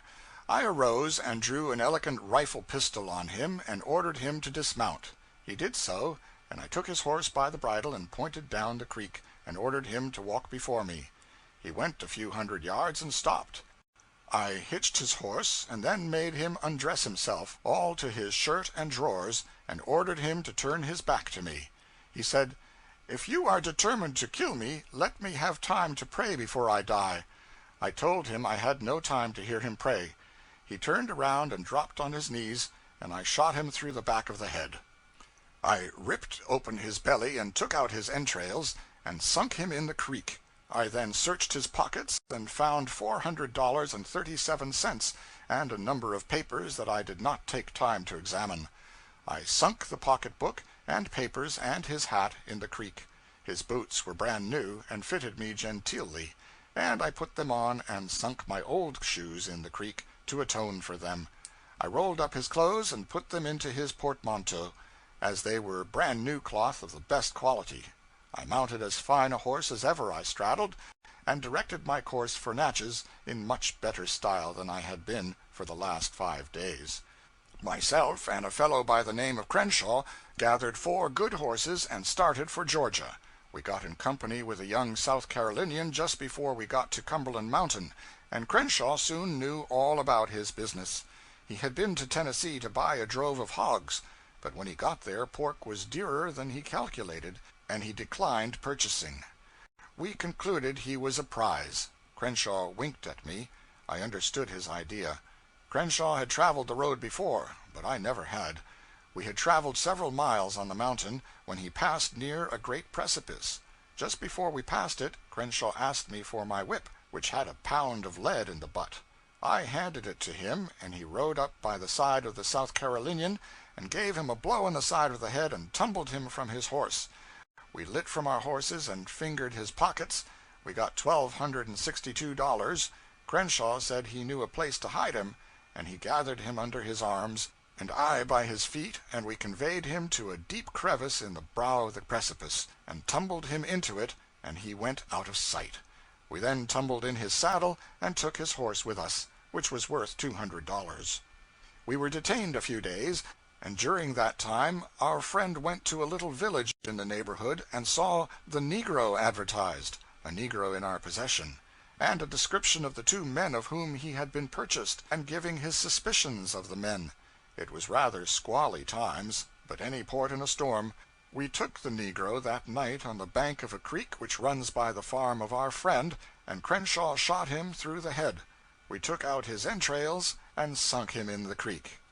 He had sold the other negro the 3rd time on Arkansas River for upwards of $500, and then stole him and delivered him into the hand of his friend, who conducted him to a swamp and veiled the tragic scene, and got the last gleanings and sacred pledge of secrecy, as a game of that kind will not do unless it ends in a mystery to all but the fraternity. He sold the negro first and last for nearly $2,000, and then put him forever out of the reach of all pursuers. And they can never graze him unless they can find the negro, and that they cannot do, for his carcass has fed many a tortoise and catfish before this time, and the frogs have sung this many a long day to the silent repose of his skeleton. We were approaching Memphis, in front of which city, and witnessed by its people, was fought the most famous of the river battles of the Civil War. 2 men whom I had served under in my river days took part in that fight: Mr. Bixby, head pilot of the Union fleet, and Montgomery, commodore of the Confederate fleet. Both saw a great deal of active service during the war, and achieved high reputations for pluck and capacity. As we neared Memphis, we began to cast about for an excuse to stay with the Gold Dust to the end of her course, Vicksburg.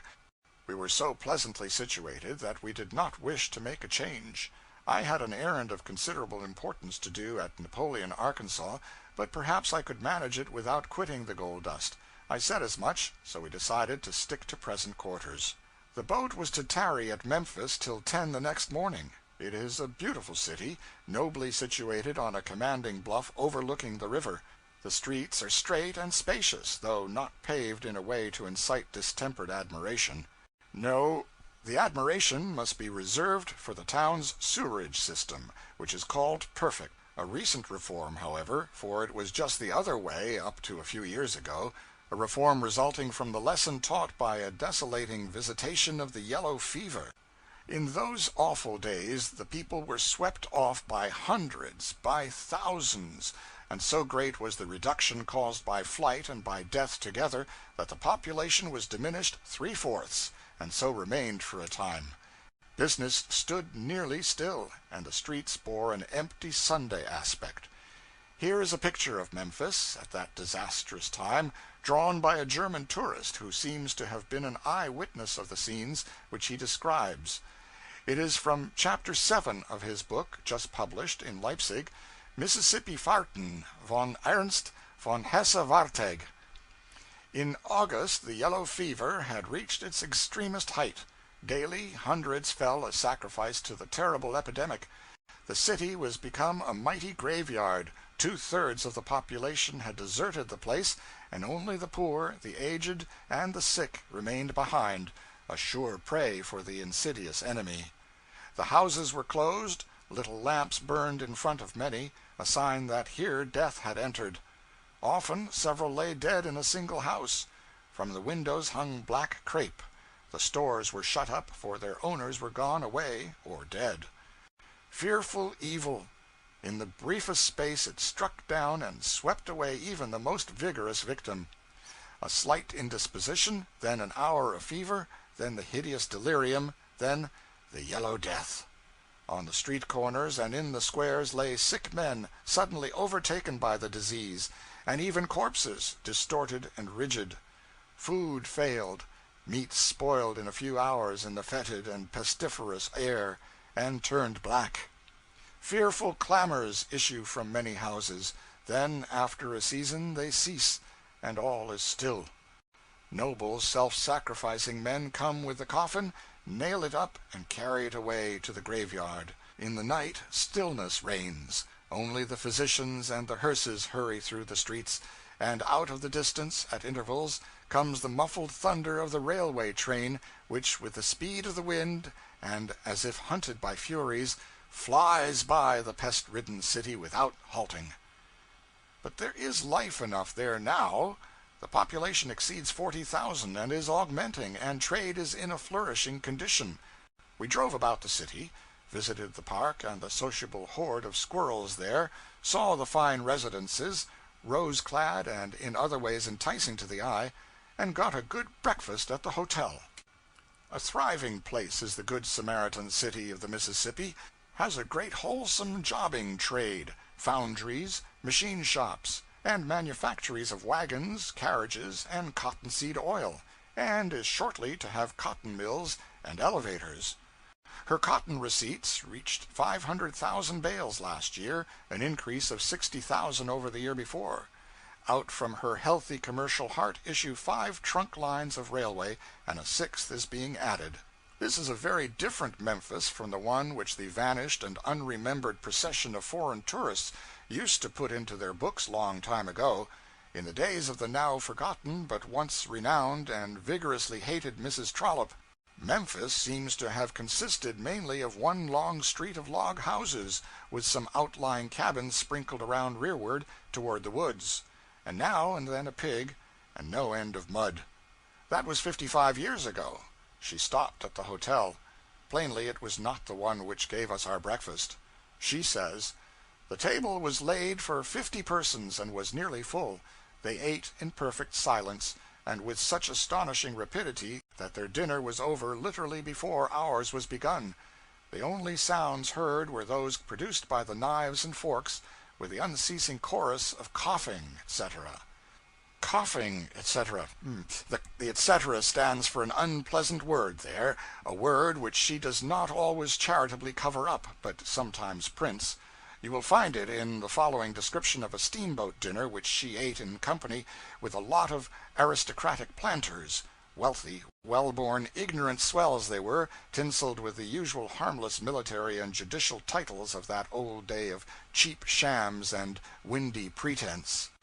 The total want of all the usual courtesies of the table, the voracious rapidity with which the viands were seized and devoured, the strange uncouth phrases and pronunciation, the loathsome spitting, from the contamination of which it was absolutely impossible to protect our dresses, the frightful manner of feeding with their knives, till the whole blade seemed to enter into the mouth, and the still more frightful manner of cleaning the teeth afterwards with a pocket-knife, soon forced us to feel that we were not surrounded by the generals, colonels, and majors of the old world, and that the dinner hour was to be anything rather than an hour of enjoyment. Chapter 30 Sketches by the Way. It was a big river below Memphis, banks brimming full everywhere, and very frequently more than full, the waters pouring out over the land, flooding the woods and fields for miles into the interior, and in places to a depth of 15 feet. Signs all about of men's hard work gone to ruin, and all to be done over again, with straitened means and weakened courage. A melancholy picture, and a continuous one. Hundreds of miles of it. Sometimes the beacon lights stood in water 3 feet deep, in the edge of dense forests which extended for miles without farm, wood yard, clearing, or break of any kind, which meant that the keeper of the light must come in a skiff a great distance to discharge his trust, and often in desperate weather. Yet I was told that the work is faithfully performed in all weathers, and not always by men, sometimes by women if the man is sick or absent. The government furnishes oil, and pays $10 or $15 a month for the lighting and tending. A government boat distributes oil and pays wages once a month. The Ship Island region was as woodsy and tenantless as ever. The island has ceased to be an island, has joined itself compactly to the main shore, and wagons travel now where the steamboats used to navigate. No signs left of the wreck of the Pennsylvania. Some farmer will turn up her bones with his plow one day, no doubt, and be surprised. We were getting down now into the migrating Negro region. These poor people could never travel when they were slaves, so they make up for the privation now. They stay on a plantation till the desire to travel seizes them, then they pack up, hail a steamboat, and clear out. Not for any particular place. No, nearly any place will answer. They only want to be moving. The amount of money on hand will answer the rest of the conundrum for them. If it will take them 50 miles, very well, let it be 50. If not, a shorter flight will do. During a couple of days we frequently answered these hails. Sometimes there was a group of high-water stained tumble-down cabins, populous with colored folk, and no whites visible, with grassless patches of dry ground here and there, a few felled trees, with skeleton cattle, mules, and horses eating the leaves and gnawing the bark. No other food for them in the flood wasteland. Sometimes there was a single lonely landing cabin. Near it the colored family that had hailed us, little and big, old and young, roosting on the scant pile of household goods, these consisting of a rusty gun, some bed ticks, chests, tinware, stools, a crippled looking-glass, a venerable arm-chair, and 6 or 8 base-born and spiritless yellow curs, attached to the family by strings. They must have their dogs, can't go without their dogs. Yet the dogs are never willing, they always object, so, one after another, in ridiculous procession, they are dragged aboard, all 4 feet braced and sliding along the stage, head likely to be pulled off, but the tugger marching determinedly forward, bending to his work, with the rope over his shoulder for better purchase. Sometimes a child is forgotten and left on the bank, but never a dog. The usual river gossip going on in the pilot house. Island number 63, an island with a lovely chute, or passage, behind it in the former times. They said Jesse Jameson in the Skylark had a visiting pilot with him one trip, a poor old broken-down, superannuated fellow, left him at the wheel at the foot of 63 to run off the watch. The ancient mariner went up through the chute and down the river outside, and up the chute and down the river again, and again, and handed the boat over to the relieving pilot, at the end of 3 hours of honest endeavor, at the same old foot of the island where he had originally taken the wheel. A darky on shore who had observed the boat go by about 13 times said, "'Clar to gracious, I wouldn't be s'prised if dey's a whole line of dem Skylarks." Anecdote illustrative of influence of reputation in the changing of opinion. The Eclipse was renowned for her swiftness. One day she passed along. An old darky on shore, absorbed in his own matters, did not notice what steamer it was. Presently someone asked, "Any boat gone up?" "Yes, sir." "Was she going fast?" "Oh, so, loafing along." "Now, do you know what boat that was?" "No, sir." "Why, uncle, that was the Eclipse." "No, is dat so? Well, I bet it was, 'cause she just went by here a sparkling." Piece of history illustrative of the violent style of some of the people down along here. During the early weeks of high water, A's fence rails washed down on B's ground, and B's rails washed up in the eddy and landed on A's ground. A said, "Let the thing remain so. I will use your rails and you use mine."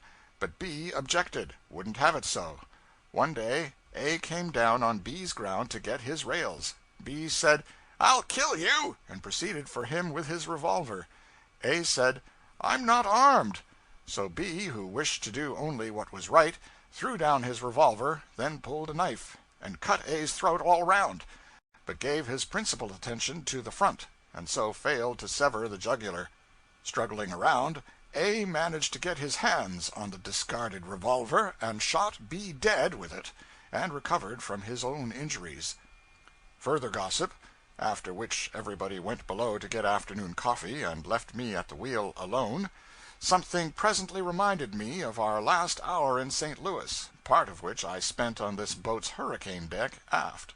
I was joined there by a stranger, who dropped into conversation with me, a brisk young fellow, who said he was born in a town in the interior of Wisconsin, and had never seen a steamboat until a week before. Also said that on the way down from La Crosse he had inspected and examined his boat so diligently and with such passionate interest that he had mastered the whole thing from stem to rudder blade. Asked me where I was from. I answered, New England. "Oh, a Yank," said he, and went chatting straight along, without waiting for assent or denial. He immediately proposed to take me all over the boat and tell me the names of her different parts, and teach me their uses.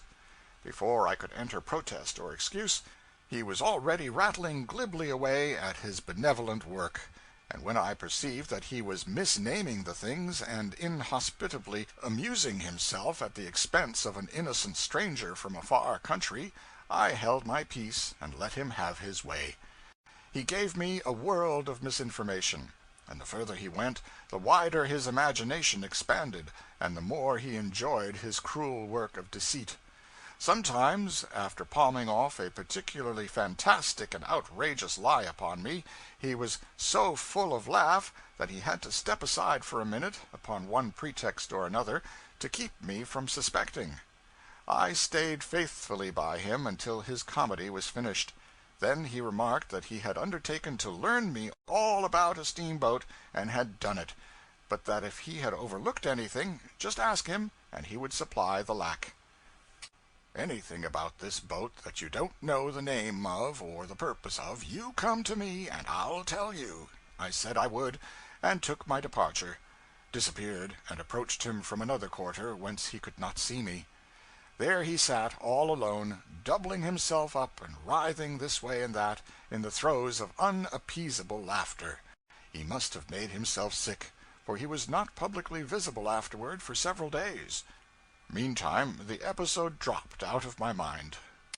The thing that reminded me of it now, when I was alone at the wheel, was the spectacle of this young fellow standing in the pilot-house door, with the knob in his hand, silently and severely inspecting me.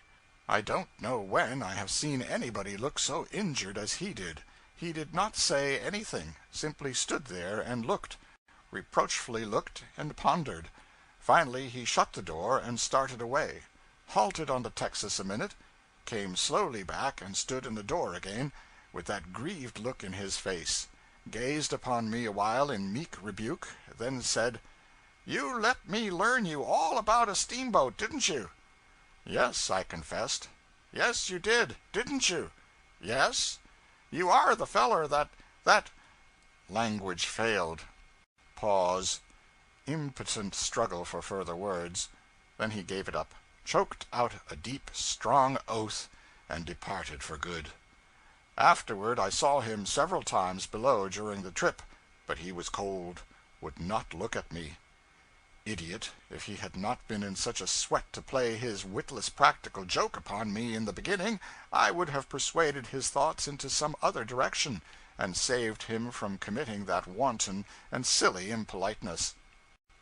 I had myself called with the 4 o'clock watch, mornings, for one cannot see too many summer sunrises on the Mississippi.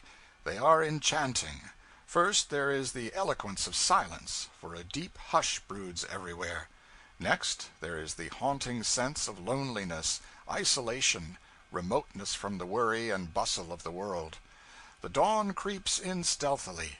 The solid walls of black forest soften to gray, and vast stretches of the river open up and reveal themselves. The water is glass smooth, gives off spectral little wreaths of white mist. There is not the faintest breath of wind, nor stir of leaf. The tranquility is profound and infinitely satisfying. Then a bird pipes up, another follows, and soon the pipings develop into a jubilant riot of music. You see none of the birds, you simply move through the atmosphere of song which seems to sing itself. When the light has become a little stronger, you have one of the fairest and softest pictures imaginable. You have the intense green of the massed and crowded foliage near by. You see it paling shade by shade in front of you. Upon the next projecting cape, a mile off or more, the tint has lightened to the tender young green of spring. The cape beyond that one has almost lost color, and the further one, miles away under the horizon, sleeps upon the water a mere dim vapor, and hardly separable from the sky above it and about it. And all this stretch of water is a mirror, and you have the shadowy reflections of the leafage and the curving shores and the receding capes pictured in it. Well, that is all beautiful, soft and rich and beautiful. And when the sun gets well up, and distributes a pink flush here, and a powder of gold yonder, and a purple haze where it will yield the best effect, you grant that you have seen something that is worth remembering. We had the Kentucky Bend country in the early morning, scene of a strange and tragic accident in the old times. Captain Poe had a small stern-wheel boat for years the home of himself and his wife. One night the boat struck a snag in the head of Kentucky Bend and sank with astonishing suddenness. Water already well above the cabin floor when the captain got aft, so he cut into his wife's stateroom from above with an axe. She was asleep in the upper berth, the roof a flimsier one than was supposed. The first blow crashed down through the rotten boards and clove her skull. This bend is all filled up now, result of a cut-off, and the same agent has taken the great and once much frequented Walnut Bend and set it away back in a solitude far from the accustomed track of passing steamers. Helena we visited, and also a town I had not heard of before, it being of recent birth, Arkansas City. It was born of a railway. The Little Rock, Mississippi River, and Texas Railroad touches the river there. We asked a passenger who belonged there what sort of a place it was. Well, said he, after considering, and with the air of one who wishes to take time and be accurate, it's a hell of a place. A description which was photographic for exactness. There were several rows and clusters of shabby frame houses, and a supply of mud sufficient to insure the town against a famine in that article for 100 years. For the overflow had but lately subsided. There were stagnant ponds in the streets, here and there, and a dozen rude scows were scattered about, lying aground wherever they happened to have been when the waters drained off and people could do their visiting and shopping on foot once more. Still, it is a thriving place, with a rich country behind it, an elevator in front of it, and also a fine big mill for the manufacture of cottonseed oil. I had never seen this kind of mill before. Cottonseed was comparatively valueless in my time, but it is worth $12 or $13 a ton now, and none of it is thrown away. The oil made from it is colorless, tasteless, and almost, if not entirely, odorless. It is claimed that it can, by proper manipulation, be made to resemble and perform the office of any and all oils, and be produced at a cheaper rate than the cheapest of the originals. Sagacious people shipped it to Italy, doctored it, labeled it, and brought it back as olive oil. This trade grew to be so formidable that Italy was obliged to put a prohibitory impost upon it to keep it from working serious injury to her oil industry. Helena occupies one of the prettiest situations on the Mississippi. Her perch is the southernmost group of hills which one sees on that side of the river. In its normal condition it is a pretty town. But the flood, or possibly the seepage, had lately been ravaging it. Whole streets of houses had been invaded by the muddy water, and the outsides of the buildings were still belted with a broad stain extending upwards from the foundations.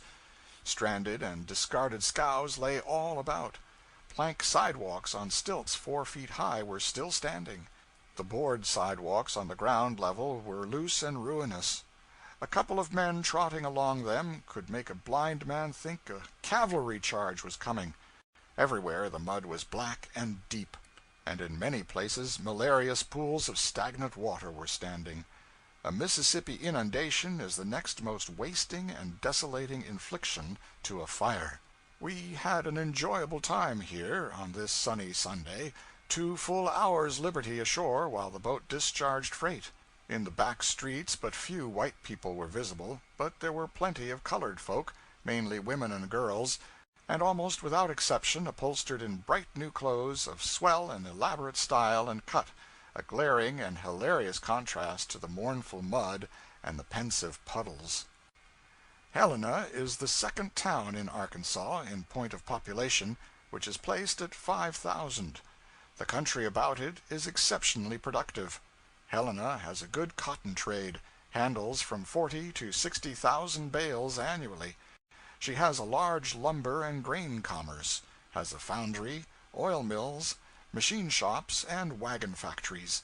In brief, has $1 million invested in manufacturing industries. She has 2 railways, and is the commercial center of a broad and prosperous region. Her gross receipts of money annually from all sources are placed by the New Orleans Times Democrat at $4 million. Chapter 31. A Thumbprint and What Came of It. We were approaching Napoleon, Arkansas, so I began to think about my errand there. Time, noonday, and bright and sunny. This was bad, not best anyway, for mine was not, preferably, a noonday kind of errand.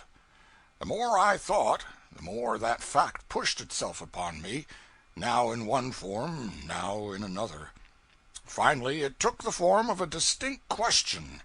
Is it good common sense to do the errand in daytime, when by a little sacrifice of comfort and inclination you can have night for it, and no inquisitive eyes around? This settled it. Plain question and plain answer make the shortest road out of most perplexities. I got my friends into my stateroom and said I was sorry to create annoyance and disappointment, but that upon reflection it really seemed best that we put our luggage ashore and stop over at Napoleon. Their disapproval was prompt and loud, their language mutinous. Their main argument was one which has always been the first to come to the surface in such cases, since the beginning of time. But you decided and agreed to stick to this boat, etc., as if, having determined to do an unwise thing, one is thereby bound to go ahead and make 2 unwise things of it by carrying out that determination. I tried various mollifying tactics upon them, with reasonably good success, under which encouragement I increased my efforts, and to show them that I had not created this annoying errand, and was in no way to blame for it, I presently drifted into its history, substantially as follows. Toward the end of last year I spent a few months in Munich, Bavaria. In November I was living in Fraulein Dahlweiner's pension, 1A Karlstrasse, but my working quarters were a mile from there, in the house of a widow who supported herself by taking lodgers. She and her 2 young children used to drop in every morning and talk German to me, by request. One day, during a ramble about the city, I visited one of the 2 establishments where the government keeps and watches corpses until the doctors decide that they are permanently dead and not in a trance state. It was a grisly place, that spacious room.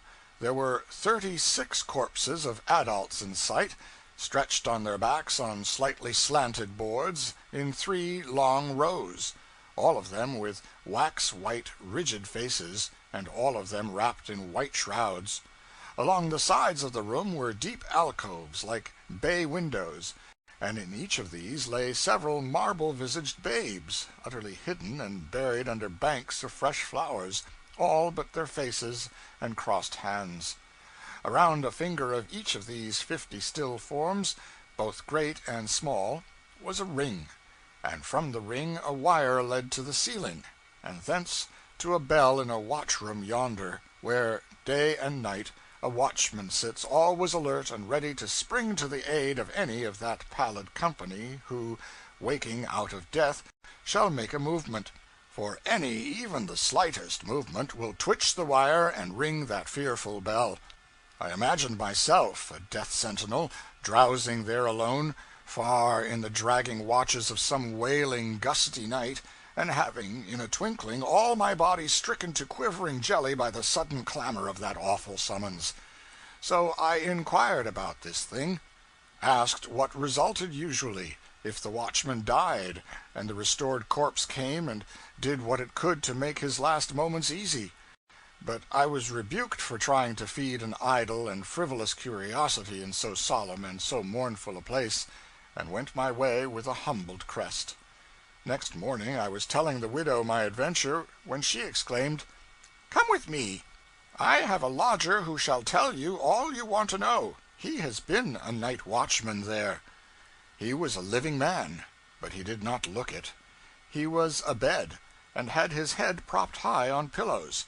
His face was wasted and colorless. His deep sunken eyes were shut. His hand, lying on his breast, was talon-like, it was so bony and long-fingered.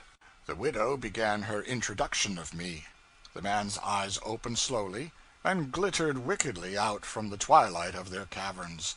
He frowned a black frown. He lifted his lean hand and waved us peremptorily away. But the widow kept straight on, till she had got out the fact that I was a stranger and an American. The man's face changed at once, brightened, became even eager, and the next moment he and I were alone together. I opened up in cast-iron German. He responded in quite flexible English. Thereafter we gave the German language a permanent rest. This consumptive and I became good friends. I visited him every day, and we talked about everything. At least about everything but wives and children. Let anybody's wife or anybody's child be mentioned, and 3 things always followed. The most gracious and loving and tender light glimmered in the man's eyes for a moment, faded out the next, and in its place came that deadly look which had flamed there the first time I ever saw his lids unclose. Thirdly, he ceased from speech there and then for that day, lay silent, abstracted, and absorbed, apparently heard nothing that I said, took no notice of my good-byes, and plainly did not know by either sight or hearing when I left the room. When I had been this Karl Ritter's daily and sole intimate during 2 months, he one day said abruptly, "I will tell you my story." A dying man's confession. Then he went on as follows: "I have never given up until now, but now I have given up. I am going to die. I made up my mind last night that it must be, and very soon, too. You say you are going to revisit your river, by and by, when you find opportunity. Very well. That, together with a certain strange experience which fell to my lot last night, determines me to tell you my history, for you will see Napoleon, Arkansas, and for my sake you will stop there, and do a certain thing for me, a thing which you will willingly undertake after you shall have heard my narrative. Let us shorten the story wherever we can, for it will need it, being long. You already know how I came to go to America, and how I came to settle in that lonely region in the South. but you do not know that I had a wife. My wife was young, beautiful, loving, and oh so divinely good and blameless and gentle. And our little girl was her mother in miniature. It was the happiest of happy households. One night, it was toward the close of the war, I woke up out of a sodden lethargy, and found myself bound and gagged, and the air tainted with chloroform. I saw two men in the room, and one was saying to the other, in a hoarse whisper, I told her I would, if she made a noise, and as for the child. The other man interrupted in a low, half-crying voice, You said we'd only gag them and rob them, not hurt them, or I wouldn't have come. Shut up your whining. Had to change the plan when they waked up. You done all you could to protect them. Now let that satisfy you. Come, help rummage. Both men were masked, and wore coarse, ragged nigger clothes. They had a bull's-eye lantern, and by its light I noticed that the gentler robber had no thumb on his right hand. They rummaged around my poor cabin for a moment. The head bandit then said in his stage whisper, It's a waste of time. He shall tell where it's hid. Undo his gag, and revive him up. The other said, All right, provided no clubbing. No clubbing it is, then, provided he keeps still. They approached me. Just then there was a sound outside, a sound of voices and trampling hoofs. The robbers held their breath and listened. The sounds came slowly nearer and nearer. Then came a shout. Hello, the house! Show a light! We want water! The captain's voice, by God! Said the stage-whispering ruffian, and both robbers fled by the way of the back door, shutting off their bull's eye as they ran. The strangers shouted several times more, then rode by. There seemed to be a dozen of the horses, and I heard nothing more. I struggled, but could not free myself from my bonds. I tried to speak, but the gag was effective. I could not make a sound. I listened for my wife's voice and my child's, listened long and intently, but no sound came from the other end of the room where their bed was. This silence became more and more awful, more and more ominous every moment. Could you have endured an hour of it, do you think? Pity me, then, who had to endure 3. 3 hours? It was 3 ages. Whenever the clock struck, it seemed as if years had gone by since I had heard it last. All this time I was struggling in my bonds, and at last, about dawn, I got myself free, and rose up and stretched my stiff limbs. I was able to distinguish details pretty well. The floor was littered with things thrown there by the robbers during their search for my savings. The first object that caught my particular attention was a document of mine, which I had seen the rougher of the two ruffians glance at and then cast away. It had blood on it. I staggered to the other end of the room. Oh, my poor, unoffending, helpless ones! There they lay, their troubles ended, mine begun. Did I appeal to the law? I? Does it quench the pauper's thirst if the king drink for him? Oh, no, no, no. I wanted no impertinent interference of the law. Laws and the gallows could not pay the debt that was owing to me.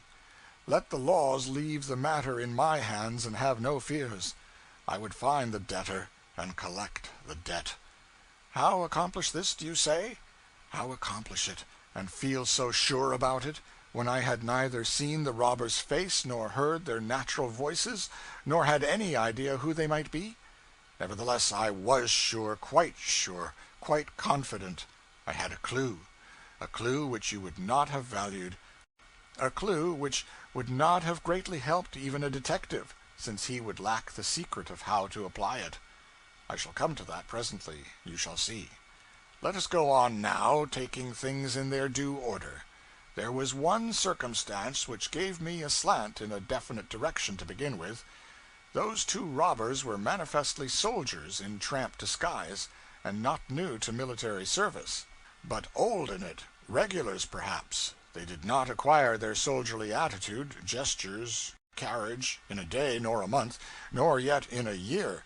So I thought, but said nothing. And one of them had said, "The captain's voice, by God," the one whose life I would have. 2 miles away, several regiments were in camp, and 2 companies of U.S. cavalry.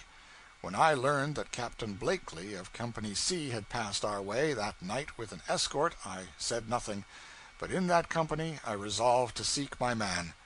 In conversation I studiously and persistently described the robbers as tramps, camp followers, and among this class the people made useless search, none suspecting the soldiers but me.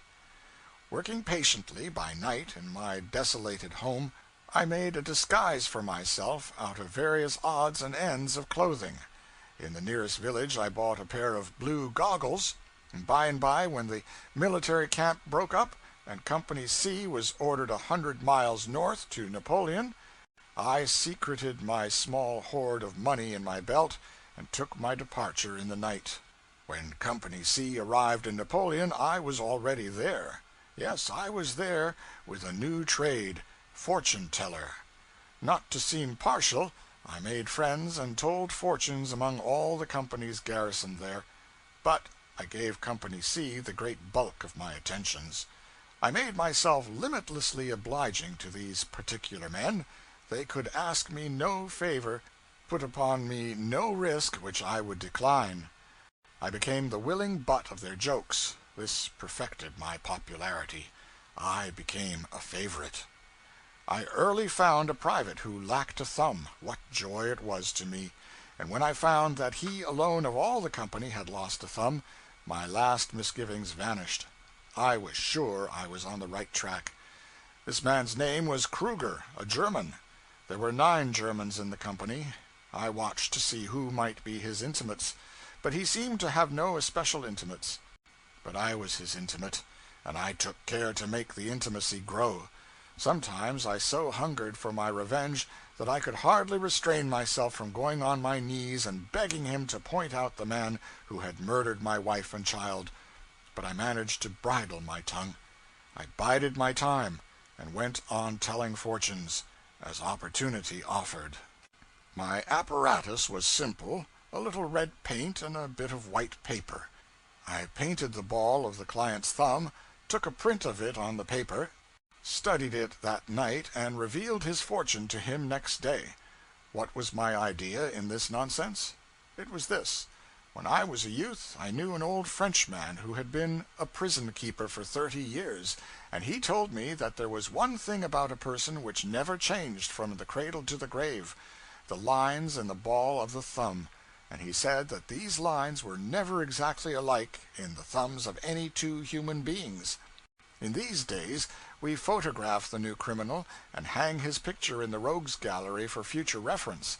But that Frenchman in his day used to take a print of the ball of a new prisoner's thumb and put that away for future reference. He always said that pictures were no good. Future disguises could make them useless. The thumb's the only sure thing, said he. You can't disguise that. And he used to prove his theory, too, on my friends and acquaintances. It always succeeded.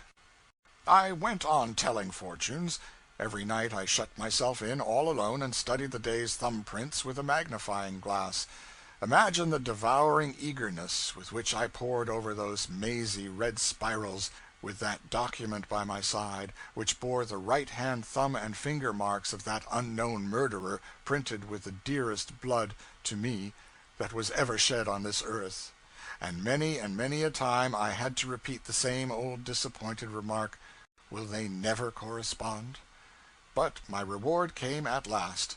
It was the print of the thumb of the 43rd man of Company C, whom I had experimented on, Private Franz Adler. An hour before, I did not know the murderer's name, or voice, or figure, or face, or nationality, but now I knew all these things. I believed I might feel sure, the Frenchman's repeated demonstrations being so good a warranty. Still, there was a way to make sure. I had an impression of Kruger's left thumb. In the morning I took him aside when he was off duty, and when we were out of sight and hearing of witnesses, I said impressively, "A part of your fortune is so grave that I thought it would be better for you if I did not tell it in public. You and another man, whose fortune I was studying last night, Private Adler, have been murdering a woman and a child. You are being dogged. Within 5 days both of you will be assassinated." He dropped on his knees, frightened out of his wits, and for 5 minutes he kept pouring out the same set of words, like a demented person, and in the same half-crying way which was one of my memories of that murderous night in my cabin. "I didn't do it! Upon my soul I didn't do it! And I tried to keep him from doing it. I did! As God is my witness, he did it alone!" This was all I wanted, and I tried to get rid of the fool. But no, he clung to me, imploring me to save him from the assassin. He said, "I have money, $10,000 hid away, the fruit of loot and thievery. Save me. Tell me what to do, and you shall have it every penny. 2/3 of it is my cousin Adler's, but you can take it all. We hid it when we first came here, but I hid it in a new place yesterday, and have not told him, shall not tell him. I was going to desert, and get away with it all. It is gold, and too heavy to carry when one is running and dodging. But a woman who has been gone over the river 2 days to prepare my way for me is going to follow me with it, and if I got no chance to describe the hiding place to her, I was going to slip my silver watch into her hand, or send it to her, and she would understand. There's a piece of paper in the back of the case which tells it all. Here, take the watch. Tell me what to do." He was trying to press his watch upon me, and was exposing the paper and explaining it to me, when Adler appeared on the scene, about a dozen yards away. I said to poor Kruger, "Put up your watch. I don't want it. You shan't come to any harm. Go now. I must tell Adler his fortune. Presently I will tell you how to escape the assassin. Meantime, I shall have to examine your thumb mark again. Say nothing to Adler about this thing. Say nothing to anybody." He went away, filled with fright and gratitude, poor devil. I told Adler a long fortune, purposely so long that I could not finish it, promised to come to him on guard that night, and tell him the really important part of it, the tragical part of it, I said, so must be out of reach of eavesdroppers. They always kept a picket watch outside the town, mere discipline and ceremony, no occasion for it, no enemy around. Toward midnight I set out, equipped with the countersign, and picked my way toward the lonely region where Adler was to keep his watch. It was so dark that I stumbled right on a dim figure almost before I could get out a protecting word. The sentinel hailed, and I answered, both at the same moment. I added, "It's only me, the fortune-teller." Then I slipped to the poor devil's side, and without a word I drove my dirk into his heart. "Ya wohl!" laughed I. It was the tragedy part of his fortune indeed. As he fell from his horse, he clutched at me, and my blue goggles remained in his hand, and away plunged the beast, dragging him, with his foot in the stirrup. I fled through the woods, and made good my escape, leaving the accusing goggles behind me in that dead man's hand. This was 15 or 16 years ago. Since then I have wandered aimlessly about the earth, sometimes at work, sometimes idle, sometimes with money, sometimes with none, but always tired of life and wishing it was done, for my mission here was finished with the act of that night, and the only pleasure, solace, satisfaction I had in all those tedious years was in the daily reflection, I have killed him. 4 years ago my health began to fail. I had wandered into Munich, in my purposeless way. Being out of money, I sought work and got it, did my duty faithfully about a year, and was then given the berth of night watchman yonder in that dead house which you visited lately. The place suited my mood. I liked it. I liked being with the dead, liked being alone with them. I used to wander among those rigid corpses and peer into their austere faces by the hour. The later the time, the more impressive it was. I preferred the late time. Sometimes I turned the lights low. This gave perspective, you see, and the imagination could play. Always the dim receding ranks of the dead inspired one with weird and fascinating fancies. 2 years ago I had been there a year then I was sitting all alone in the watch-room, one gusty winter's night, chilled, numb, comfortless, drowsing gradually into unconsciousness, the sobbing of the wind and the slamming of distant shutters falling fainter and fainter upon my dulling ear each moment, when sharp and suddenly that dead bell rang out a blood-curdling alarum over my head. The shock of it nearly paralyzed me, for it was the first time I had ever heard it. I gathered myself together and flew to the corpse-room. About midway down the outside rank a shrouded figure was sitting upright, wagging its head slowly from one side to the other, a grisly spectacle. Its side was toward me. I hurried to it and peered into its face. Heavens, it was Adler! Can you divine what my first thought was? Put into words, it was this: it seems, then, you escaped me once. There will be a different result this time. Evidently this creature was suffering unimaginable terrors. Think what it must have been to wake up in the midst of that voiceless hush, and look out over that grim congregation of the dead. What gratitude shone in his skinny white face when he saw a living form before him, and how the fervency of this mute gratitude was augmented when his eyes fell upon the life-giving cordials which I carried in my hands. Then imagine the horror which came into his pinched face when I put the cordials behind me and said mockingly, "Speak up, Franz Adler, call upon these dead. Doubtless they will listen and have pity, but here there is none else that will." He tried to speak, but that part of the shroud which bound his jaws held firm and would not let him. He tried to lift imploring hands, but they were crossed upon his breast and tied. I said, "Shout, Franz Adler, make the sleepers in the distant streets hear you and bring help. Shout, and lose no time, for there is little to lose." What, you cannot? That is a pity. But it is no matter, it does not always bring help. When you and your cousin murdered a helpless woman and child in a cabin in Arkansas, my wife it was, and my child. They shrieked for help, you remember, but it did no good. You remember that it did no good. Is it not so? Your teeth chatter, then why cannot you shout? Loosen the bandages with your hands, then you can. Ah, I see your hands are tied. They cannot aid you. How strangely things repeat themselves after long years. For my hands were tied that night, you remember? Yes, tied much as yours are now. How odd that is. I could not pull free. It did not occur to you to untie me. It does not occur to me to untie you. Shh! There's a late footstep. It is coming this way. Hark, how near it is. One can count the footfalls. 1, 2, 3. There it is, just outside. Now is the time. Shout, man, shout. It is the one sole chance between you and eternity. Ah, you see you have delayed too long. It is gone by. There, it is dying out. It is gone. Think of it. Reflect upon it. You have heard a human footstep for the last time. How curious it must be to listen to so common a sound as that, and know that one will never hear the fellow to it again. Oh, my friend, the agony in that shrouded face was ecstasy to me. I thought of a new torture, and applied it, assisting myself with a trifle of lying invention. That poor Kruger tried to save my wife and child, and I did him a grateful good turn for it when the time came. I persuaded him to rob you, and I and a woman helped him to desert, and got him away in safety. A look as of surprise and triumph shone out dimly through the anguish in my victim's face. I was disturbed, disquieted. I said, "What then? Didn't he escape?" A negative shake of the head. "No? What happened then?" The satisfaction in the shrouded face was still plainer.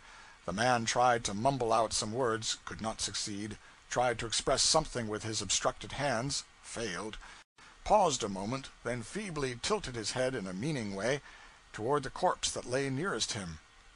"Dead?" I asked. "Failed to escape? Caught in the act and shot?" Negative shake of the head. "How then?" Again the man tried to do something with his hands.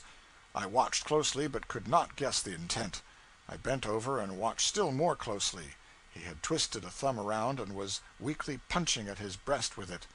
"Ah, stabbed, do you mean?" Affirmative nod, accompanied by a spectral smile of such peculiar devilishness that it struck an awakening light through my dull brain, and I cried, "Did I stab him, mistaking him for you? For that stroke was meant for none but you." The affirmative nod of the re-dying rascal was as joyous as his failing strength was able to put into its expression.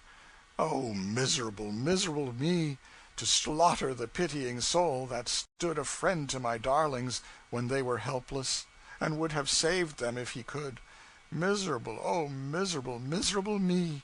I fancied I heard the muffled gurgle of a mocking laugh. I took my face out of my hands and saw my enemy sinking back upon his inclined board. He was a satisfactory long time dying.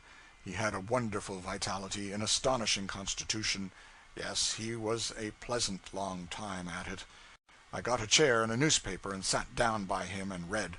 Occasionally I took a sip of brandy. This was necessary on account of the cold, but I did it partly because I saw that along at first, whenever I reached for the bottle, he thought I was going to give him some. I read aloud, mainly imaginary accounts of people snatched from the grave's threshold and restored to life and vigor by a few spoonfuls of liquor and a warm bath. Yes, he had a long, hard death of it, 3 hours and 6 minutes from the time he rang his bell. It is believed that in all these 18 years that have elapsed since the institution of the corpse watch, no shrouded occupant of the Bavarian dead houses has ever rung its bell. Well, it is a harmless belief. Let it stand at that. The chill of that death room had penetrated my bones. It revived and fastened upon me the disease which had been afflicting me, but which up to that night had been steadily disappearing. That man murdered my wife and child, and in 3 days hence he will have added me to his list. No matter. God, how delicious the memory of it! I caught him escaping from his grave and thrust him back into it. After that night I was confined to my bed for a week, but as soon as I could get about I went to the dead house books and got the number of the house which Adler had died in. A wretched lodging place it was. It was my idea that he would naturally have gotten hold of Kruger's effects, being his cousin, and I wanted to get Kruger's watch if I could. But while I was sick, Adler's things had been sold and scattered, all except a few old letters and some odds and ends of no value. However, through those letters I traced out a son of Kruger's, the only relative left. He is a man of 30 now, a shoemaker by trade, and living at number 14 Königstrasse, Mannheim, widower with several small children. Without explaining to him why, I have furnished 2/3 of his support ever since. Now, as to that watch, see how strangely things happen. I traced it around and about Germany for more than a year, at considerable cost in money and vexation, and at last I got it, and was unspeakably glad. Opened it, and found nothing in it. Why, I might have known that that bit of paper was not going to stay there all this time. Of course I gave up that $10,000 then, gave it up and dropped it out of my mind, and most sorrowfully, for I wanted it for Kruger's son. Last night, when I consented at last that I must die, I began to make ready. I proceeded to burn all useless papers, and sure enough, from a batch of Adler's, not previously examined with thoroughness, out dropped that long-desired scrap. I recognized it in a moment. Here it is. I will translate it. Brick livery stable, stone foundation, middle of town, corner of Orleans and Market, corner toward courthouse. Third stone, 4th row, stick notice there saying how many are to come. There. Take it and preserve it. Kruger explained that that stone was removable, and that it was in the north wall of the foundation, 4th row from the top, and 3rd stone from the west. The money is secreted behind it. He said the closing sentence was a blind, to mislead in case the paper should fall into wrong hands. It probably performed that office for Adler. Now I want to beg that when you make your intended journey down the river, you will hunt out that hidden money and send it to Adam Kruger, care of the Mannheim address which I have mentioned. It will make a rich man of him, and I shall sleep the sounder in my grave for knowing that I have done what I could for the son of the man who tried to save my wife and child, albeit my hand ignorantly struck him down, whereas the impulse of my heart would have been to shield and serve him. Chapter 32. The Disposal of a Bonanza. Such was Ritter's narrative, said I to my two friends. There was a profound and impressive silence, which lasted a considerable time. Then both men broke into a fusillade of exciting and admiring ejaculations over the strange incidents of the tale, and this, along with a rattling fire of questions, was kept up until all hands were about out of breath. Then my friends began to cool down and draw off, under shelter of occasional volleys, into silence and abysmal reverie. For 10 minutes, now, there was stillness. Then Rogers said dreamily, $10,000, adding, after a considerable pause, 10,000. It is a heap of money. Presently the poet inquired, "Are you going to send it to him right away?" "Yes," I said. "It is a queer question." No reply. After a little, Rogers asked hesitatingly, "All of it? That is, I mean—" "Certainly all of it." I was going to say more, but was stopped by a train of thought which started up in me. Thompson spoke, but my mind was absent, and I did not catch what he said, but I heard Rogers answer, "Yes, it seems so to me. It ought to be quite sufficient, for I don't see that he has done anything." Presently the poet said, "When you come to look at it, it is more than sufficient. Just look at it, $5,000. Why, he couldn't spend it in a lifetime. And it would injure him, too, perhaps ruin him. You want to look at that. In a little while he would throw his last away, shut up his shop, maybe take to drinking, maltreat his motherless children, drift into other evil courses, go steadily from bad to worse." "Yes, that's it," interrupted Rogers fervently. "I've seen it 100 times. Yes, more than 100. You put money into the hands of a man like that if you want to destroy him, that's all. Just put money into his hands. It's all you've got to do. And if it don't pull him down and take all the usefulness out of him, and all the self-respect and everything, well, then I don't know human nature. Ain't that so, Thompson? And even if we were to give him a third of it, why, in less than 6 months—" "Less than 6 weeks, you'd better say," said I, warming up and breaking in. "Unless he had that $3,000 in safe hands where he couldn't touch it, he would no more last you 6 weeks than—" "Of course he wouldn't," said Thompson. "I've edited books for that kind of people, and the moment they get their hands on the royalty, maybe it's 3,000, maybe it's 2,000. What business has that shoemaker with $2,000, I should like to know?" broke in Rogers earnestly. "A man perhaps perfectly contented now, there in Mannheim, surrounded by his own class, eating his bread with the appetite which laborious industry alone can give, enjoying his humble life, honest, upright, pure in heart, and blessed. Yes, I say blessed. Blessed above all the myriads that go in silk attire and walk the empty artificial round of social folly.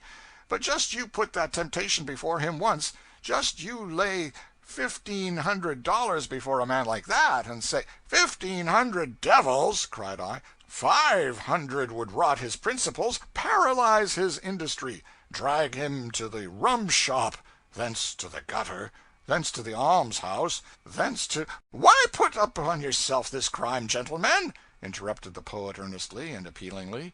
"He is happy where he is, and as he is. Every sentiment of honor, every sentiment of charity, every sentiment of high and sacred benevolence warns us, beseeches us, commands us to leave him undisturbed. That is real friendship. That is true friendship. We could follow other courses that would be more showy, but none that would be so truly kind and wise, depend upon it." After some further talk, it became evident that each of us, down in his heart, felt some misgivings over this settlement of the matter. It was manifest that we all felt that we ought to send the poor shoemaker something. There was long and thoughtful discussion of this point, and we finally decided to send him a chromo. Well, now that everything seemed to be arranged satisfactorily to everybody concerned, a new trouble broke out. It transpired that these two men were expecting to share equally in the money with me. That was not my idea. I said that if they got half of it between them they might consider themselves lucky. Rogers said, "Who would have had any if it hadn't been for me? I flung out the first hint, but for that it would all have gone to the shoemaker." Thompson said that he was thinking of the thing himself at the very moment that Rogers had originally spoken. I retorted that the idea would have occurred to me plenty soon enough, and without anybody's help. I was slow about thinking, maybe, but I was sure. This matter warmed up into a quarrel, then into a fight, and each man got pretty badly battered. As soon as I had got myself mended up, after a fashion, I ascended to the hurricane deck in a pretty sour humor. I found Captain McCord there, and said, as pleasantly as my humor would permit, "I have come to say good-bye, Captain. I wish to go ashore at Napoleon." "Go ashore where?" "Napoleon." The captain laughed, but seeing that I was not in a jovial mood, stopped that, and said, "But are you serious?" "Serious? I certainly am." The captain glanced up at the pilot house and said, "He wants to get off at Napoleon." "Napoleon? That's what he says." Great Caesar's ghost! Uncle Mumford approached along the deck. The captain said, "Uncle, here's a friend of yours wants to get off at Napoleon." "Well, by—" I said, "Come, what is all this about? Can't a man go ashore at Napoleon if he wants to?" "Why, hang it, don't you know? There isn't any Napoleon any more. Hasn't been for years and years. The Arkansas River burst through it, tore it all to rags, and emptied it into the Mississippi." "Carried the whole town away? Banks? Churches? Jails? Newspaper offices? Courthouse? Theater? Fire department? Livery stable? Everything?" "Everything. Just a 15-minute job, or such a matter. Didn't leave hide nor hair, shred nor shingle of it, except the fag end of a shanty and one brick chimney. This boat is paddling along right now where the dead center of that town used to be. Yonder is the brick chimney, all that's left of Napoleon. These dense woods on the right used to be a mile back of the town. Take a look behind you, upstream. Now you begin to recognize this country, don't you?" "Yes, I do recognize it now. It is the most wonderful thing I ever heard of. By a long shot the most wonderful and unexpected." Mr. Thompson and Mr. Rogers had arrived, meantime, with satchels and umbrellas, and had silently listened to the captain's news. Thompson put a $50 in my hand, and said softly, "For my share of the chromo." Rogers followed suit. Yes, it was an astonishing thing to see the Mississippi rolling between unpeopled shores, and straight over the spot where I used to see a good big self-complacent town 20 years ago. Town that was county seat of a great and important county. Town with a big United States Marine Hospital.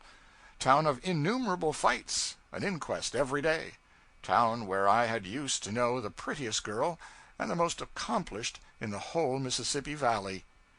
Town where we were handed the first printed news of the Pennsylvania's mournful disaster a quarter of a century ago. A town no more, swallowed up, vanished, gone to feed the fishes. Nothing left but a fragment of a shanty and a crumbling brick chimney. Chapter 33. Refreshments and Ethics. In regard to Island 74, which is situated not far from the former Napoleon, a freak of the river here has sorely perplexed the laws of men and made them a vanity and a jest. When the State of Arkansas was chartered, she controlled to the center of the river, a most unstable line. The State of Mississippi claimed to the channel, another shifty and unstable line. Number 74 belonged to Arkansas. By and by, a cut-off threw this big island out of Arkansas, and yet not within Mississippi. Middle of the river on one side of it, channel on the other. That is, as I understand the problem. Whether I have got the details right or wrong, this fact remains, that here is this big and exceedingly valuable island of 4,000 acres thrust out in the cold, and belonging to neither the one state nor the other, paying taxes to neither, owing allegiance to neither. One man owns the whole island, and of right is the man without a country. Island 92 belongs to Arkansas. The river moved it over and joined it to Mississippi. A chap established a whiskey shop there without a Mississippi license, and enriched himself upon Mississippi custom under Arkansas protection, where no license was in those days required. We glided steadily down the river in the usual privacy, steamboat or other moving thing seldom seen. Scenery as always, stretch upon stretch of almost unbroken forest, on both sides of the river. Soundless solitude. Here and there a cabin or two, standing in small openings on the gray and grassless banks, cabins which had formerly stood a quarter or half-mile farther to the front, and gradually been pulled farther and farther back as the shores caved in. As at Pilcher's Point, for instance, where the cabins had been moved back 300 yards in 3 months, so we were told. But the caving banks had already caught up with them, and they were being conveyed rearward once more. Napoleon had but small opinion of Greenville, Mississippi, in the old times, but behold, Napoleon is gone to the catfishes, and here is Greenville full of life and activity, and making a considerable flourish in the valley, having 3,000 inhabitants, it is said, and doing a gross trade of $2.5 million annually. A growing town. There was much talk on the boat about the Calhoun Land Company, an enterprise which is expected to work wholesome results. Colonel Calhoun, a grandson of the statesman, went to Boston and formed a syndicate which purchased a large tract of land on the river in Chicot County, Arkansas, some 10,000 acres, for cotton growing. The purpose is to work on a cash basis, buy at first hands, and handle their own product. Supply their Negro laborers with provisions and necessaries at a trifling profit, say 8 or 10%, furnish them comfortable quarters, etc., and encourage them to save money and remain on the place. If this proves a financial success, as seems quite certain, they propose to establish a banking house in Greenville, and lend money at an unburdensome rate of interest. 6% is spoken of. The trouble heretofore has been, I am quoting remarks of planters and steamboatmen, that the planters, although owning the land, were without cash capital, had to hypothecate both land and crop to carry on the business. Consequently, the commission dealer who furnishes the money takes some risk, and demands big interest, usually 10%, and 2.5% for negotiating the loan. The planter has also to buy his supplies through the same dealer, paying commissions and profits. Then, when he ships his crop, the dealer adds his commissions, insurance, etc. So, taking it by and large, and first and last, the dealer's share of that crop is about 25%. Footnote. But what can the state do where the people are under subjection to rates of interest ranging from 18 to 30%, and are also under the necessity of purchasing their crops in advance, even of planting at these rates for the privilege of purchasing all their supplies at 100% profit? Edward Atkinson. A cotton planter's estimate of the average margin of profit on planting, in his section. One man and mule will raise 10 acres of cotton, giving 10 bales of cotton, worth, say, $500. Cost of production, say, $350. Net profit, $150, or $15 per acre. There is also a profit now from the cotton seed, which formerly had little value, none where much transportation was necessary. In 1,600 pounds crude cotton, 400 are lint, worth, say, 10 cents a pound, and 1,200 pounds of seed, worth $12 or $13 per ton. Maybe in future even the stems will not be thrown away. Mr. Edward Atkinson says that for each bale of cotton there are 1,500 pounds of stems, and that these are very rich in phosphate of lime and potash, that when ground and mixed with ensilage or cottonseed meal, which is too rich for use as fodder in large quantities, the stem mixture makes a superior food, rich in all the elements needed for the production of milk, meat, and bone. Heretofore the stems have been considered a nuisance. Complaint is made that the planter remains grouty toward the former slave since the war, will have nothing but a chill business relation with him, no sentiment permitted to intrude, will not keep a store himself and supply the Negro's wants, and thus protect the Negro's pocket and make him able and willing to stay on the place, and an advantage to him to do it, but lets that privilege to some thrifty Israelite, who encourages the thoughtless Negro and wife to buy all sorts of things which they could do without, buy on credit, at big prices, month after month, credit based on the Negro's share of the growing crop, and at the end of the season the Negro's share belongs to the Israelite.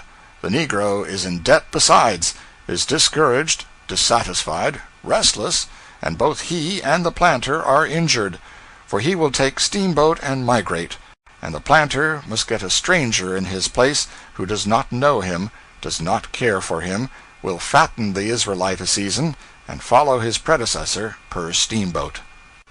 It is hoped that Calhoun Company will show, by its humane and protective treatment of its laborers, that its method is the most profitable for both planter and Negro, and it is believed that a general adoption of that method will then follow. And where so many are saying their say, shall not the barkeeper testify? He is thoughtful, observant, never drinks, endeavors to earn his salary, and would earn it if there were custom enough. He says the people along here in Mississippi and Louisiana will send up the river to buy vegetables rather than raise them, and they will come aboard at the landings and buy fruits of the barkeeper. Thinks they don't know anything but cotton.